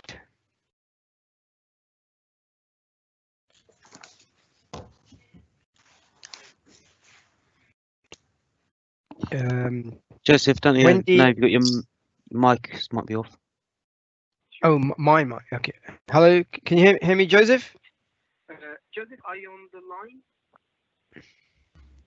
I am indeed. Can you hear me? Yeah, we can hear you. Hello. Okay. Right.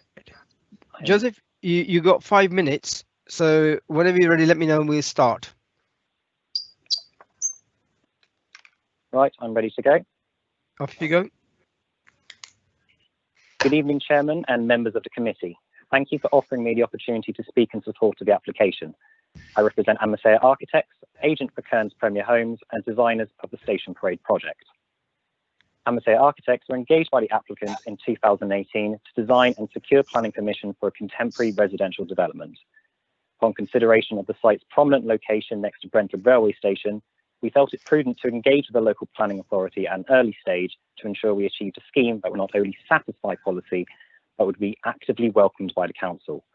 Our initial pre-application submission in June of that year has since led to more than 2 years of comprehensive discussion with planning officers, and what you see before you tonight is the 5th and finest rendition of the proposal. Our first design was exceptionally modest, comprising 9 1- and 2-bedroom flats contained solely within the western part of the plot. The planning team praised the sustainability of the location, nevertheless they encouraged us to utilise the whole site to provide high density, a greater proportion of family-sized units, and an active retail frontage. Their assignment to us was to create a welcome mat for Brentford Railway Station, boasting high-quality design. Since that initial feedback, we have attended further meetings with the planning officers and received plenty of advice, which has resulted in significant improvements to the design. This extensive consultation process not only emphasises our desire to create a handsome and functional development, it also highlights the eagerness of the council to transform a derelict site with enormous potential. Much of what you see in the current drawings has been informed by the planning officer's final set of advice, which we received in the autumn of last year. The building as a whole features a pleasing use of form, materials and detailing to present an attractively modern appearance, with particular attention given to those elevations facing Boston Manor Road and Brentford Railway Station. At street level, the principal northeast elevation incorporates an active retail frontage and a defined residential entrance with a glazed staircase core. Full-height windows provide plenty of daylight to both private and communal spaces, while winter garden balconies offer suitable amenity space that's protected from the noise of the street. The uppermost floor is set back from the edge of the building, as is typical of low-rise development, and applied with horizontal zinc cladding to contrast with the brickwork beneath. To the rear, we have sought to minimise the impact to the occupants of Church Walk by a number of means. The rear elevation is positioned at least 18 metres from the closest neighbours, as illustrated in the officer's report, and principal windows serving habitable rooms have been positioned to face towards the railway. Any windows above the lower ground floor that directly face Church Walk are then obscure glazed, supplemented by brick relief detailing to provide visual interest. A daylight and sunlight report commissioned at the request of the local planning authority further concludes the proposal would not have a noticeable impact on the daylight and sunlight levels of the Church Walk properties. In that same report, we also instructed an assessment of daylight levels to the lower ground flats, which has ensured they exceed the average daylight factor for habitable rooms. You will note that most of the flats are dual or triple aspect, which results in more than sufficient levels of daylight, sunlight, outlook, and ventilation. The internal accommodation is generous, and each flat is served by ample private amenity space as well as a communal garden. Sustainability is the greatest attribute of this proposal, which will achieve a zero carbon development through the choice of construction materials and the installation of the photovoltaic panels on the rooftops. There are no gas boilers. As a car-free development, the proposal also encourages active travel and the use of public transport, including provision of 20 bicycle spaces for residents and 4 short stay spaces for the retail units. Future occupants will be restricted from obtaining parking permits by planning condition. From professional experience, it was not unexpected that a development of this nature would receive objections from the local residents, hence why we are here today. Nevertheless, I trust the committee can appreciate the extensive consultation the applicant and ourselves have held with the planning team to reach a recommendation for approval. Please be assured we will continue to work closely with the local planning authority when discharging planning conditions such as construction logistics, materials, landscaping, trees, and the installation of a new loading bay that will serve all the retail units on Station Parade. To conclude, the plans before you tonight represent a development that has evolved from comprehensive engagement with the local planning authority to achieve high quality design. The scheme contributes positively to the character of the area. It meets the borough's requirements of zero carbon development and provides a generous mixed use development that more than satisfies local policy. For the reasons I have set out this evening, I trust the committee are minded to approve the application. Thank you. Okay, thank you for that, Joseph. Now, questions to the applicant. We'll start with Councillor Richard Foote. Yeah, thank you, Chair. Chair, we heard earlier on this site referred to as a greenfield site. My recollection of what you mean by greenfield site means it's never been built on. I don't know if the developer would like to comment upon that. And actually, does he know? Because I think there was reference to it being an allotment, but I'm not sure if I heard that properly. If I may come back on that, it is private land, and we do believe from historical maps there was a property on the site back in the 1930s which was demolished but has since, well, there's nothing been on there since.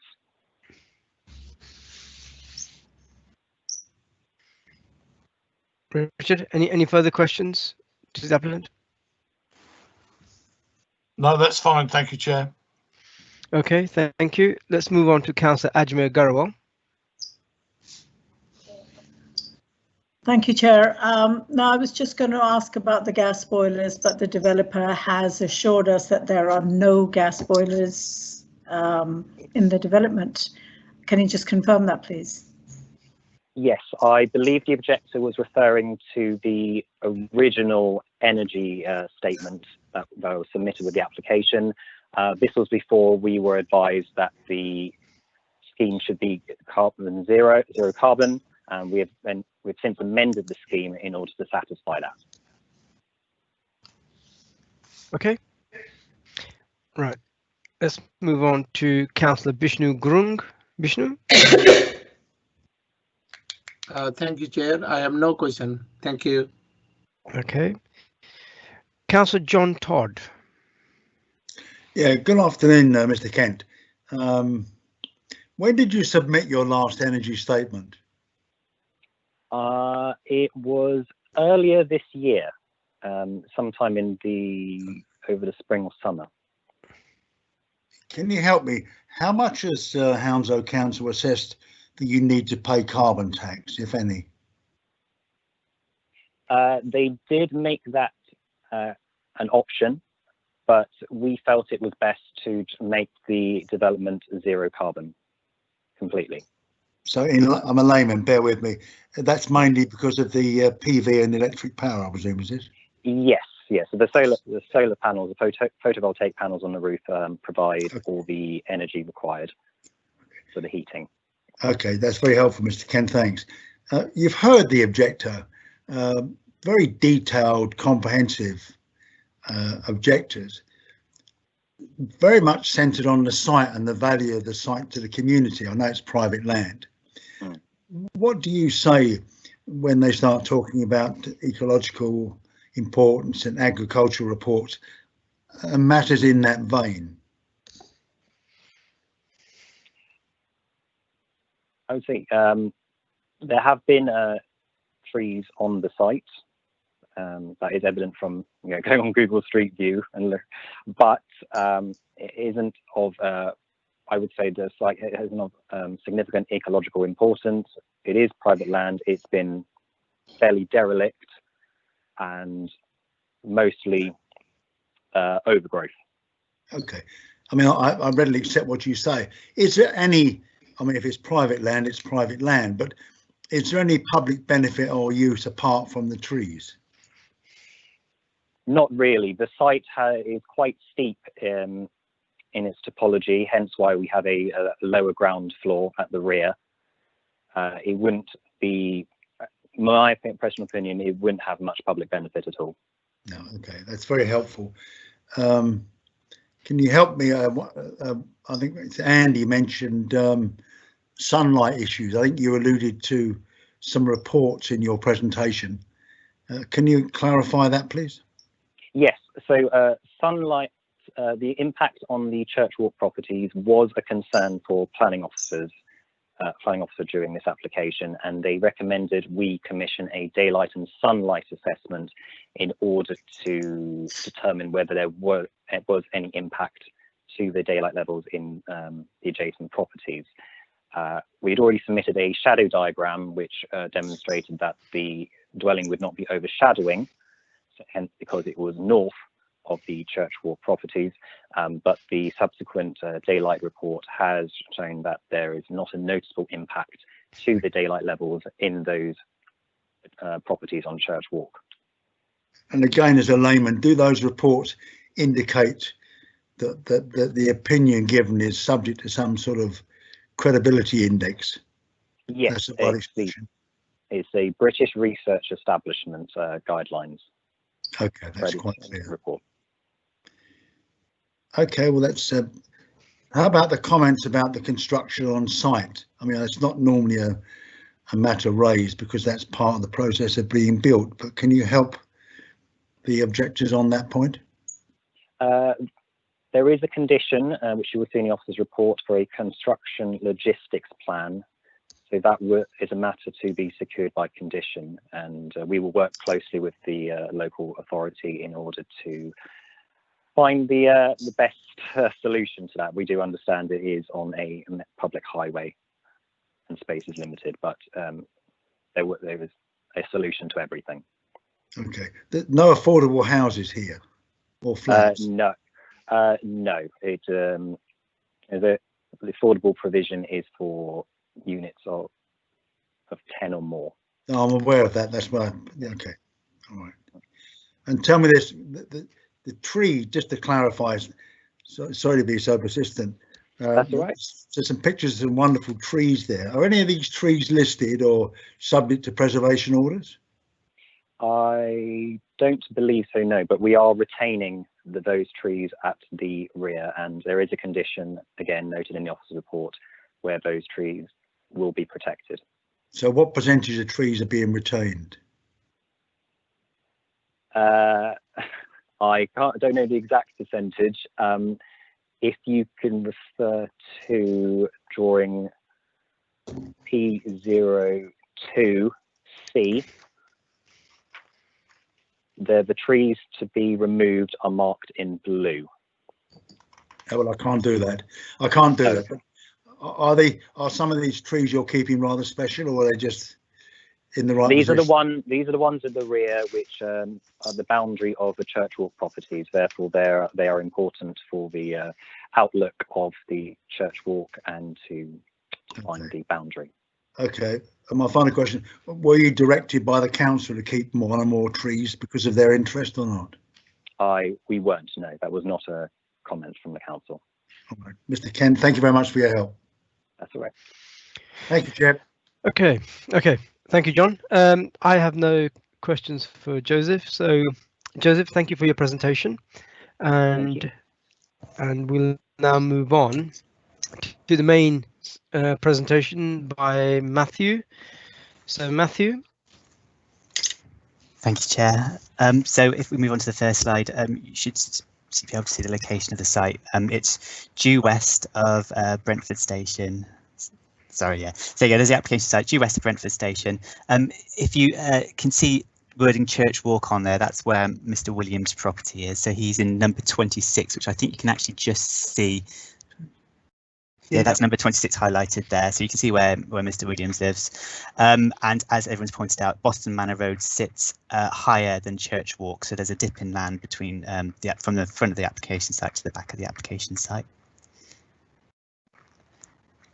If we could go on to the next slide, thank you. So this is a view of the site from a reasonable distance. So that's Great West House, Great West Road in the background. You can see the green hoarding just over the bridge. That's where the application site is. And obviously you'll note there are trees on the application site there. If we could go on to the next slide again, thank you. Again, closer up view of the application site with the hoarding around it. This time on the left-hand photo, we're looking back towards the bridge and the station. And then you can see the parade of shops, which forms Station Parade, which is just to the northwest of the application site. Next slide. So this is the application site itself. So again, you can see Greenfield is fine. Greenfield is not a word that's defined in our local plan or the London plan. It's only mentioned in terms of runoff rates. It is what it is. It's undesignated lands, and you can see it's somewhat overgrown with some trees on the sides. On the next slides. So this is a view back from one of the properties on Church Walk. I can't clarify which one, but it is one of the ones that is just behind the application site. So you'll see that there's notable trees there that are blocking views into the application site, and these are the trees that are proposed to be retained within the application. Next slide. So this is a good one to look at, if that's okay, because it's marked the trees to be retained and the trees to go. So the blue lines outline the trees to be removed, and that's 10 trees to the front of the site, plus 3 smaller ones to the rear of the site. And then there's those 7 trees, 4 of which are on the application site just to the rear, which are to be retained, and those are the ones that will provide the screening to the properties on Church Walk. Go to the next slides. So these are the floor plans. Fronting Boston Manor Road is set downwards to the south. You'll see lower ground floor, that's got 3 flats, and then at ground floor, that's where the 2 shops are. So because, as I say, the land slopes, the ground floor plan it fronts Boston Manor Road. The lower ground floor plan is at the same level as Church Road. And the next slides will show you the first floor and second floor plan. So again, this is where the remaining 6 residential units are. Next slide takes you up to the 3rd floor, which is recessed, as you'll see on the elevations. Those are the maisonettes. Those are the 2-storey units, and then the roof plan shows you where the solar panels are. Can you get the next slide? Thank you. So the northeast elevation is the one fronting Boston Manor Road. So that's where the 3 stories are, and you'll see that there's a recessed 4th floor on top. Then the southwest elevation, as you can see, appears higher. Because of the slope in that land. So that's what the properties on Church Walk would look towards. And if we could go to the next slide, you'll see the side elevations. Again, that's possibly a better illustration of the dip in land. If we could go to the next slide again. And a better view of this is the road frontage, the Boston Manor Road frontage again.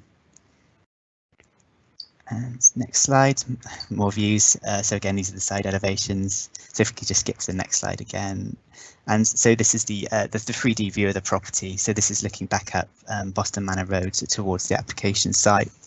There's quite a few things mentioned that I should probably clarify, but the key one is the sustainability issue. Apologies to Mr. Kent if this is not what was intended, but there are gas boilers within the proposal that is before us now. So the most recent sustainability energy statement does state that gas combi boilers are part of the proposal. So if there's been any kind of miscommunication up to this point, obviously apologies for our part on that, but what members are looking at in front of them today does have gas combi boilers in it. The reason it's deemed to be carbon neutral with these boilers is that the amount of solar panels on the roof feed electricity back into the grid, so that is a net gain. That's offsets the gas used by these combi boilers. I need to pick up on what Mr. Firkins was saying. He has suggested, actually quite rightly, that we use outdated calculations for calculating the carbon level of electricity taken from the grid and fed back into the grid. I don't know how clear I can be on this point. It does get quite complicated, but it is in accordance with current policy that we use these standards from they're called the 2012 standards. They have been updated recently, but that has not been introduced into policy up to this point. When the London Plan is adopted, these new standards will be introduced into policy, but it allows the local planning authority to choose which variation they want to use. And a key point here is that even though this scheme does benefit from having this calculation in its favour, a lot of the schemes that you have in front of you don't benefit from it. It works the other way. I mean, such as the scheme that you were just looking at, Frank Tower Court, if they used the new calculations instead of the old ones, you would find that the carbon reduction measures would be higher. And I'm really sorry if I haven't explained that very well. I'm very happy to take questions on that point. But I think broadly that concludes my presentation, so I'd welcome any questions. Okay, Matthew, thank you for that. Councillor Richard Foote, questions to Matthew regarding the officer's proposal. Yeah, sure, Chair. I'm more than a bit concerned about the loss of trees on the site. My calculations say that it's a 65% reduction in trees on the site, which is massive. And we haven't heard any explanation as to why this is seen to be acceptable. certainly in the last 2 years, I would suggest that on council meetings that it's not acceptable. Can we have some view on this, about this? Because, you know, we have talked frequently, if we're not able to replace trees actually on the site, on the development site, then there should be a way of replacing these trees in a nearby public park or something where we could retain it, and so the overall effect would be no loss. Can we have some comment on that from the officer? So first of all, the obvious point is that these aren't protected trees. We're not within a conservation area. These aren't tree preservation orders, and I know that's not the answer you're looking for. Sorry. A second point is, sorry. Sorry, I didn't mute my phone, but I was saying no, it's not the point. No, it's not the answer you're looking for. No. So the second point being that these aren't. What's the word? I mean, if I say established trees, I mean 10, 12 years ago that they're the ones fronting the street wouldn't have been nearly as prevalent or even present as they are at the moment. The problem that you have is that those 10 trees to go, they have to go. I mean, they're fronting the site. If we say you have to keep these trees, we're saying no to development on this site. And I mean, you don't have the policy basis for saying that in the first place. And also, as the applicant has suggested, I mean, it's a sustainable location for new properties. So I don't think that would hold up in policy to say no development. And obviously, you'll see that there isn't much scope for trees to the rear of the site to be planted either. So it's a difficult one to negotiate. You're not going to get this net gain of trees on the site just by virtue of the nature of the site, which then leads to your last point, is that can we get planting off site? And unfortunately the answer to that is no in this circumstance, because we can't condition anything off site as part of the current planning application. We can only look at what is on the application site at the moment. So sorry, I know that's not exactly what you're looking for, but the answer is, as I say, that there isn't really that opportunity within this application. So we had to take the view as to whether we refuse the application on the basis of these trees, and the answer to that was that our recommendation is that that isn't a sustainable ground for refusal. Okay. Richard, any further questions to Matthew? I'm rather concerned, Chair, that we don't seem to have taken any account of the last 2 years and our comments about tree planting. You know, we're no further forward than we were 2 years ago, and it does worry me. And in fact, it's not 10 lost. On my count, it was 13 lost trees, which is why I came to 65%. But yeah, I mean, the other factors there were, no, sorry, no, I don't have any other questions. No, don't worry, no. Okay. Yeah. All right, we move on to Councillor Ajmer Garawat. Any questions to Matthew? Thank you, Chair. I'm fine. Councillor Foot asked my question. I was going to ask about the trees. Thank you. Okay. Right. Let's move on to Councillor Bishnu Gurung. Questions to Matthew. Thank you, Chair. Hi, Matthew. Hello. I'm concerned with the consultation that you have throughout the 85 neighborhood consultation. Then it's coming out the 76 objection. Can you please, take account on that one, please? I mean, so this is the reason the application is presented before you today. Obviously, there was quite widespread objections to the application, but I mean, I'm hoping that we've covered off each of those points within the basis of the report. I mean, if we're looking for whether they manifest themselves in a reason for refusal, as I say, we don't think that that's there based on what's been received. In itself, that the sheer number of objections don't provide that reason for refusal. What they do is really focus you looking at those issues and then brings it forward to yourselves today. Okay, thank you. And that's at least clear out for the objector. Also 5.2, can you give us a little bit of briefing on that one? Network Railway commented on that one, asset protection things. Have the developer consulted with the asset protection team? Apologies, you'll have to bear me while I find that. Yeah, it's page 73, 5.2.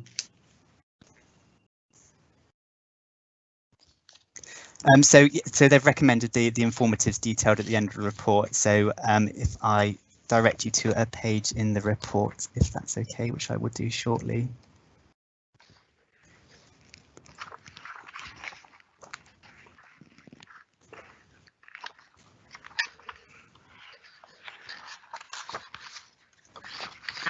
Due to proximity of the proposed development network welllands, recommend to contact asset protection to agree an asset protection agreement. So in itself, not necessarily a planning reason for refusing an application. It's more of a suggestion that they work with Network Rail to ensure that any assets around the site are protected.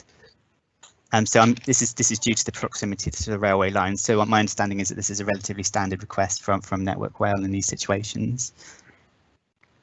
Okay, thank you very much, Matthew. That's cleared out. No more question. Thank you, Chair. Okay, thank you, Councillor. Chair, can I just intervene to say that I lost contact for just about, I think it was just under a minute. I don't think I missed too much. I heard Vishnu's questions and I heard most of the answer. Okay, shall we go to Wendy, and maybe Wendy can give you a quick recap of what was said. Wendy?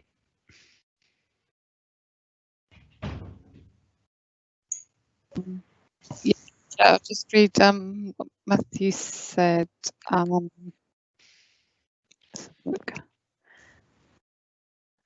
Councillor Grung was asked about consultation, and he noticed that there were 76 objections, and Matthew said it was because of the large number of objections that the application had been brought to committee, but the points had been covered in the report, and he didn't think that the reasons raised, the issues raised, were a reason to refuse the application. Councillor Grung then asked about Network Rail, and again Matthew said it's not a planning reason to refuse it, it was more of a suggestion, and it was a standard request by Network Rail. Does that help? Okay, Richard, is that the bit that you missed? Yeah, it was the response from Network Rail I missed. Yeah, I've got that now. Okay, all right, let's move on. Councillor John Todd, questions to Matthew. Yes, please, Matthew. Good evening. Just a warm-up question, really. Was there pre-application on behalf of the applicant here? There was, yes. Okay. Was there original application for more than 9 flats or less? I believe it was a similar number of flats that were proposed. I believe that the conversations they were talking about having was the scale of the units, and I also believe that there was a conversation about potentially using adjoining sites to spread out the development, if that's one way of putting it, which didn't proceed. Okay, that's very helpful. Thank you. What's the situation regarding parking? So this is a proposed car-free development. It's within a controlled parking zone, PTAL-free, and obviously right next to the station has been pointed out. So that's the basis that we've accepted the car-free scheme. Okay, can I pick up on my colleague Councillor Foot's the trees? Are there any outstanding trees on this site? Sorry, outstanding trees. Outstanding trees. Oh, outstanding. You grade normally 1 to 3, and everyone seems to be a 2 or a 1. That's clear. So no, we do not believe that there are any outstanding trees on this site. Trees of outstanding value, I'll put it that way. So can we go back to the famous gas boilers? It's very bizarre to have an applicant challenge an objector, only to find out the objector's right and the applicant's wrong. How can we have such a mess? I mean, if I obviously we've got to consider the application which is in front of us. If there's been any miscommunication for the applicant, either with ourselves or their own sustainability consultant, if that's been miscommunicated in any way, that's fine. Or even if it was their intention not to have a gas boiler, that's fine. But it's the way that the energy statement's put together. You have to produce a baseline, and then you have to produce a BLEAN measure. So that's incorporating certain measures, and they have stated their BLEAN measures include a gas boiler, so that's within their statement. So it may well be their intention to not use gas boilers and make use of this energy that's been developed by the solar panels. Whether or not that's their intention, we can't consider it that way because that's not what's in their energy statement. Well, I don't want to malign Mr. Kent. I thought he was very open, but he did make a specific statement. There are no gas boilers. Does the word gas boiler appear in his latest energy report then? Yeah, gas combi boiler does appear in the energy statement, which is So received how from many of those? Oh, in each unit. Okay. And so is it fair to me to say that these are excessive in pollution? So, as I say, we're looking at a net gain in carbon with this site using the calculations. So it would actually be causing less carbon than if it weren't there. I understand the net effect, but it's like these huge mining companies who go out and buy carbon credits to offset their damage to the environment. I mean, we have how many? 9 boilers belting away, and we put a PV on the roof, and that's supposed to neuter the carbon. It doesn't, does it? No, yeah, it's fair to say that they are offsetting it off-site, which is obviously not what you want in due course, but that is a net gain currently. And I mean, I hate to keep falling back to this, sorry, Councillor, but we don't have that policy, haven't got that policy basis for saying no to gas boilers. It is in the London plan. It's stated that they are still something that we have to accept. Listen, I readily accept that, but you take my point that the council is setting exemplars and develop. I mean, Mr. Kemp may want to reflect on his application. I don't know. But the other thing that concerns me is Mr. Firkin's a bit of a local legend, and I have great respect for him. And I think you generously concede that you may be using the wrong 2012 standards, is that the right expression? But what's interesting that you seem to say the London plan's not in, but as I understand it, you already upped your carbon per tonne charge that appears in the new plan. So there's an inconsistency there, isn't there? Yeah, completely. And obviously, in the last presentation, we said that the London plan, the new London plan, is the document to use. The problem I have is that it's not written in the London plan. It's written in a draft supplementary document that suggests that it will come into effect when the London plan is adopted.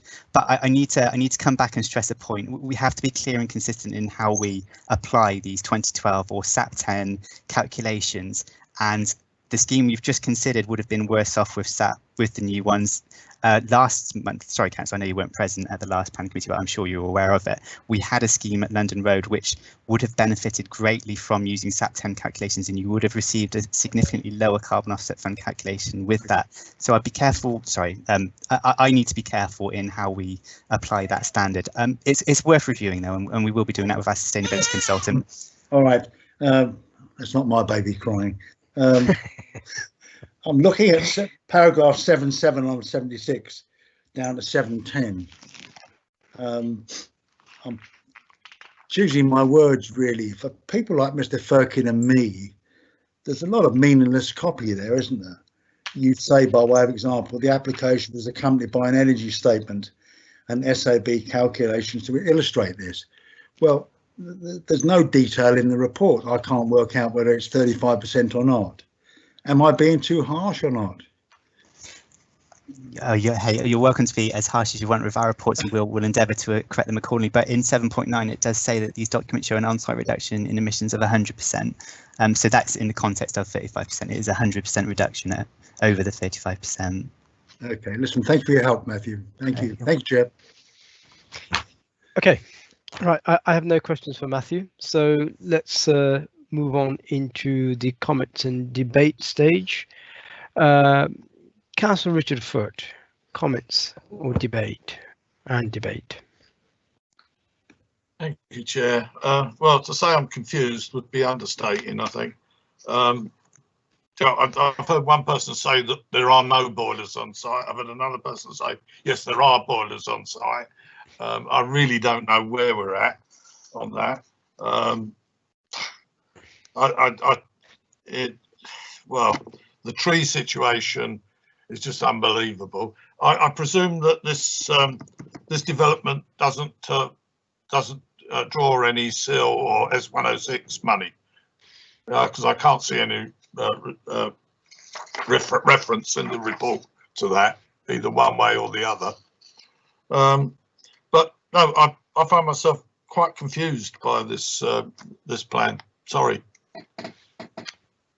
Okay. Yeah. Ajmer Garwal.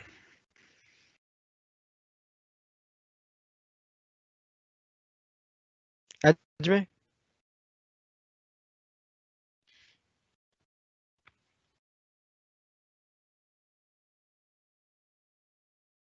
Ajmer, are you there, or have we lost you? Chair, it appears His that we've mic's lost on. Councillor. Yes, he just needs to turn the mic off. No, Councillor Grimble, she's dropped out of the meeting. Oh dear, oh dear. Okay. Okay, so how long has she been out of the meeting? I couldn't tell you. I'm not sure. I can contact her to try and get her back in, but I'm not sure whether she would have missed the last part of discussion and questions. Okay. Hello, hi. I lost it as you started the debate, and I've only just got Okay. So, okay. So just a quick recap. Maybe it might be for Wendy to actually just do a quick recap, because we've only had Richard on and he's confused. So as the nature of the confusion, I think Wendy might read you back the notes. Wendy? Thanks, Chair. Yeah, just really, Councillor Foot was asked for about a debate and comments, and he said he's confused, particularly about the boilers, because different statements have been made by the applicant and by the officer about the boilers, and also about the tree situation, which he described as unbelievable. That's it, really. Is that Okay. fair? Yeah, absolutely. I mean, that's the way I heard it. Richard, that's the way you saw it?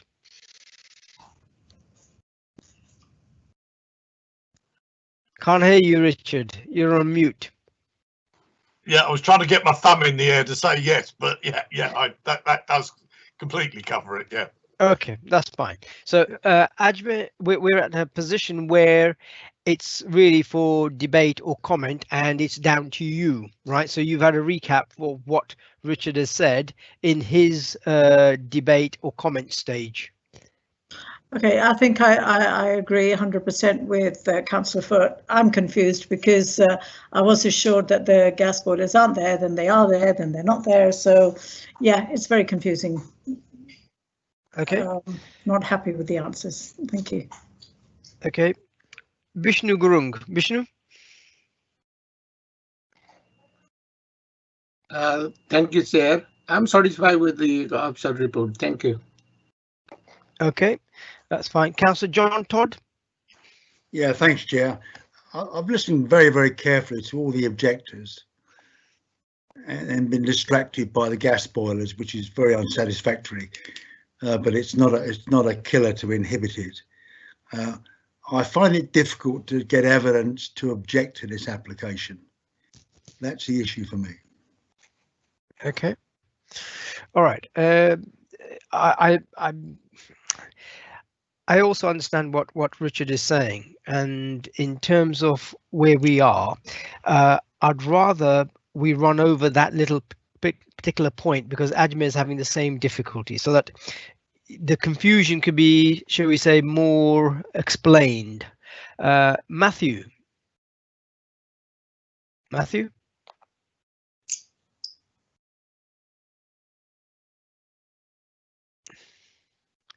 Matthew, where are you? Hello, sorry for that. So you'd like me to clarify the point on the gas boilers? Okay, yeah, because look, a number of our members here tonight, they're confused, and what we want to do is we want to make sure that they're not confused, because we want to take an informed decision. So the issue really is that Councillor Richard Foot, Ajmer Garwal, and to a certain degree Councillor John Todd, in regards to the gas boilers and the zero carbon, that I think is the sticking point. So if we can clarify as to why we have, on the one hand, gas boilers, right, which you as the officer who wrote the report and presented the report is saying, we had the actual applicant saying there was no gas boilers, and then it all leads to a zero carbon. So if you can clarify that issue for them, I think they'd be probably a lot more on firmer ground to make a decision. That's fine. So for the purposes of members tonight, you are considering an application that has gas boilers within it, because we don't have an energy statement that suggests otherwise. But with these gas boilers, the scheme is still carbon neutral. The reason the scheme is carbon neutral is because they are feeding electricity back into the grid. So there is a net gain in carbon as a result of this, because the renewable energy that they generate offsets the pollution caused by the gas boilers, and by feeding it back into the grid, it offsets carbon loss elsewhere. So I hope that clarifies it to a certain extent, but you're looking at a net gain, so less carbon as a result of the development, because they are putting clean electricity back into the grid. Okay, so it's probably a bit more clearer, right? Councillor Richard Foote, you still look confused. Is that right? And it's not with so much Matthew confused, Chair. You know, I really haven't had an answer. If, for instance, we pass this this plan tonight as it stands, does that mean that the developer who's saying there's no gas boilers in there will have to put gas boilers in there, or does it mean that we come back for another planning application that amends it to take gas boilers out? This is why I'm confused. This is why I'm at a loss. You know, we're being asked to vote to have gas boilers in there. Is that true? I mean, are we in fact going to have them, or are we not going to have them? Does voting for this tonight mean that we've got to have them? So you're assuming a scenario where there will be gas boilers on the site, but there is a possibility that won't be. So you're assuming, if I put it this way, assuming a worst case scenario, which is boilers on site. If there aren't gas boilers, if they choose not to use gas boilers, that's a benefit, and they can do that outside the scope of this application. So they don't have to put them, you're not forcing them to put gas boilers in, but you have to consider the scenario where gas boilers are in, because that's within the application in front of you. Okay. Ajmer, you were the other individual that was a bit more confused. So are you any less confused? Okay, look. No, not really. Okay, we're probably not going to square this circle, Matthew, tonight. Yeah. So really, look, the issue is, you know, this is a planning application with gas boilers, right? And they're feeding electricity into the main grid, and they're using that to write that off. So therefore, making itself carbon neutral. I understand the logic. I'm not really, what's it called, whether I fully agree with it. But however, given the application is in front of us and it's under the rules that we're currently applying, as Matthew has stated, I personally, for myself as a committee member, I don't have a particular issue with it. Right, on the whole, new and newer developments are going to be having literally no or less gas boilers, and the type of gas boilers that are coming up, they're a lot more efficient. You know, you got the condensing boilers and so forth. So I'm not that sort of, you know, perturbed by gas boilers per se. But anyway, look, the thing is this: we can't debate, you know, a gas boiler issue all night. So What I was looking for was whether somebody wants to move the officer's recommendation, or would you want further debate? Right, Councillor Bushnell-Grunk. Yeah, thank you, Chair.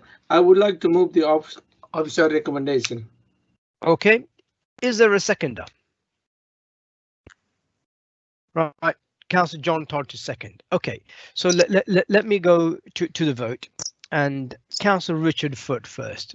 Richard, for the officer's recommendation or against the officer's recommendation? Chair, I'm going to vote for the officer's recommendation with a plea that the developer doesn't put gas boilers in there.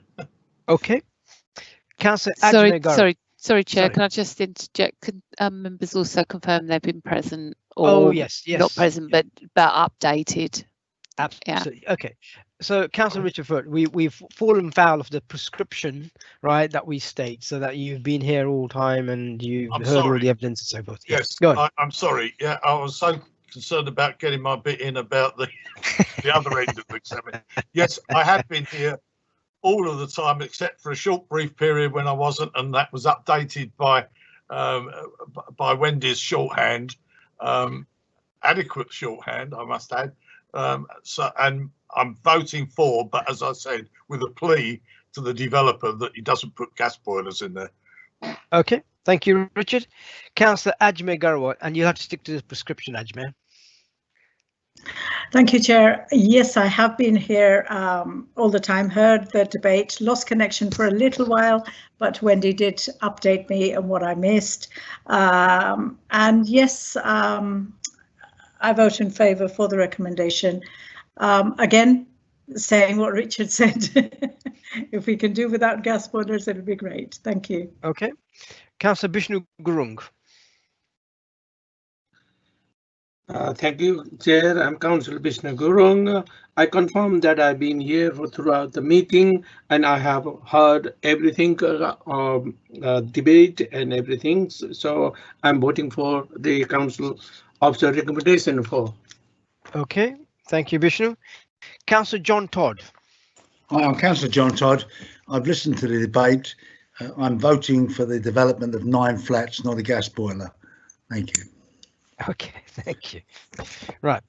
Okay, for myself, Councillor Amrit Mann, I've been present for the whole of the debate, heard all the evidence, and I too support the officer's recommendation. And I also agree with my vice chair and some of the members here on this committee that we need to make a plea to the developer that we should forgo the gas boilers. It's really the sticking point. But nevertheless, we are unanimous in the agreement of approval for the officer's recommendations. Okay, that's been carried. Now we're coming on to item 6, which has been dealt with, which is the addendum report, has been dealt with within the body of the presentation. So item 7 is any other business, which I've been made aware of. I have not had anything, so leaves only item 8, which is the date of the next meeting. The date of the next meeting is the 5th of November, and it's looking like that this is going to be another virtual meeting. So I advise people to check the council website for details. Can I please pay my thanks to all members of the planning committee and planning officers, and also thank the ICT officers who were producing the meeting and the democratic and legal officers who supported it and organized it.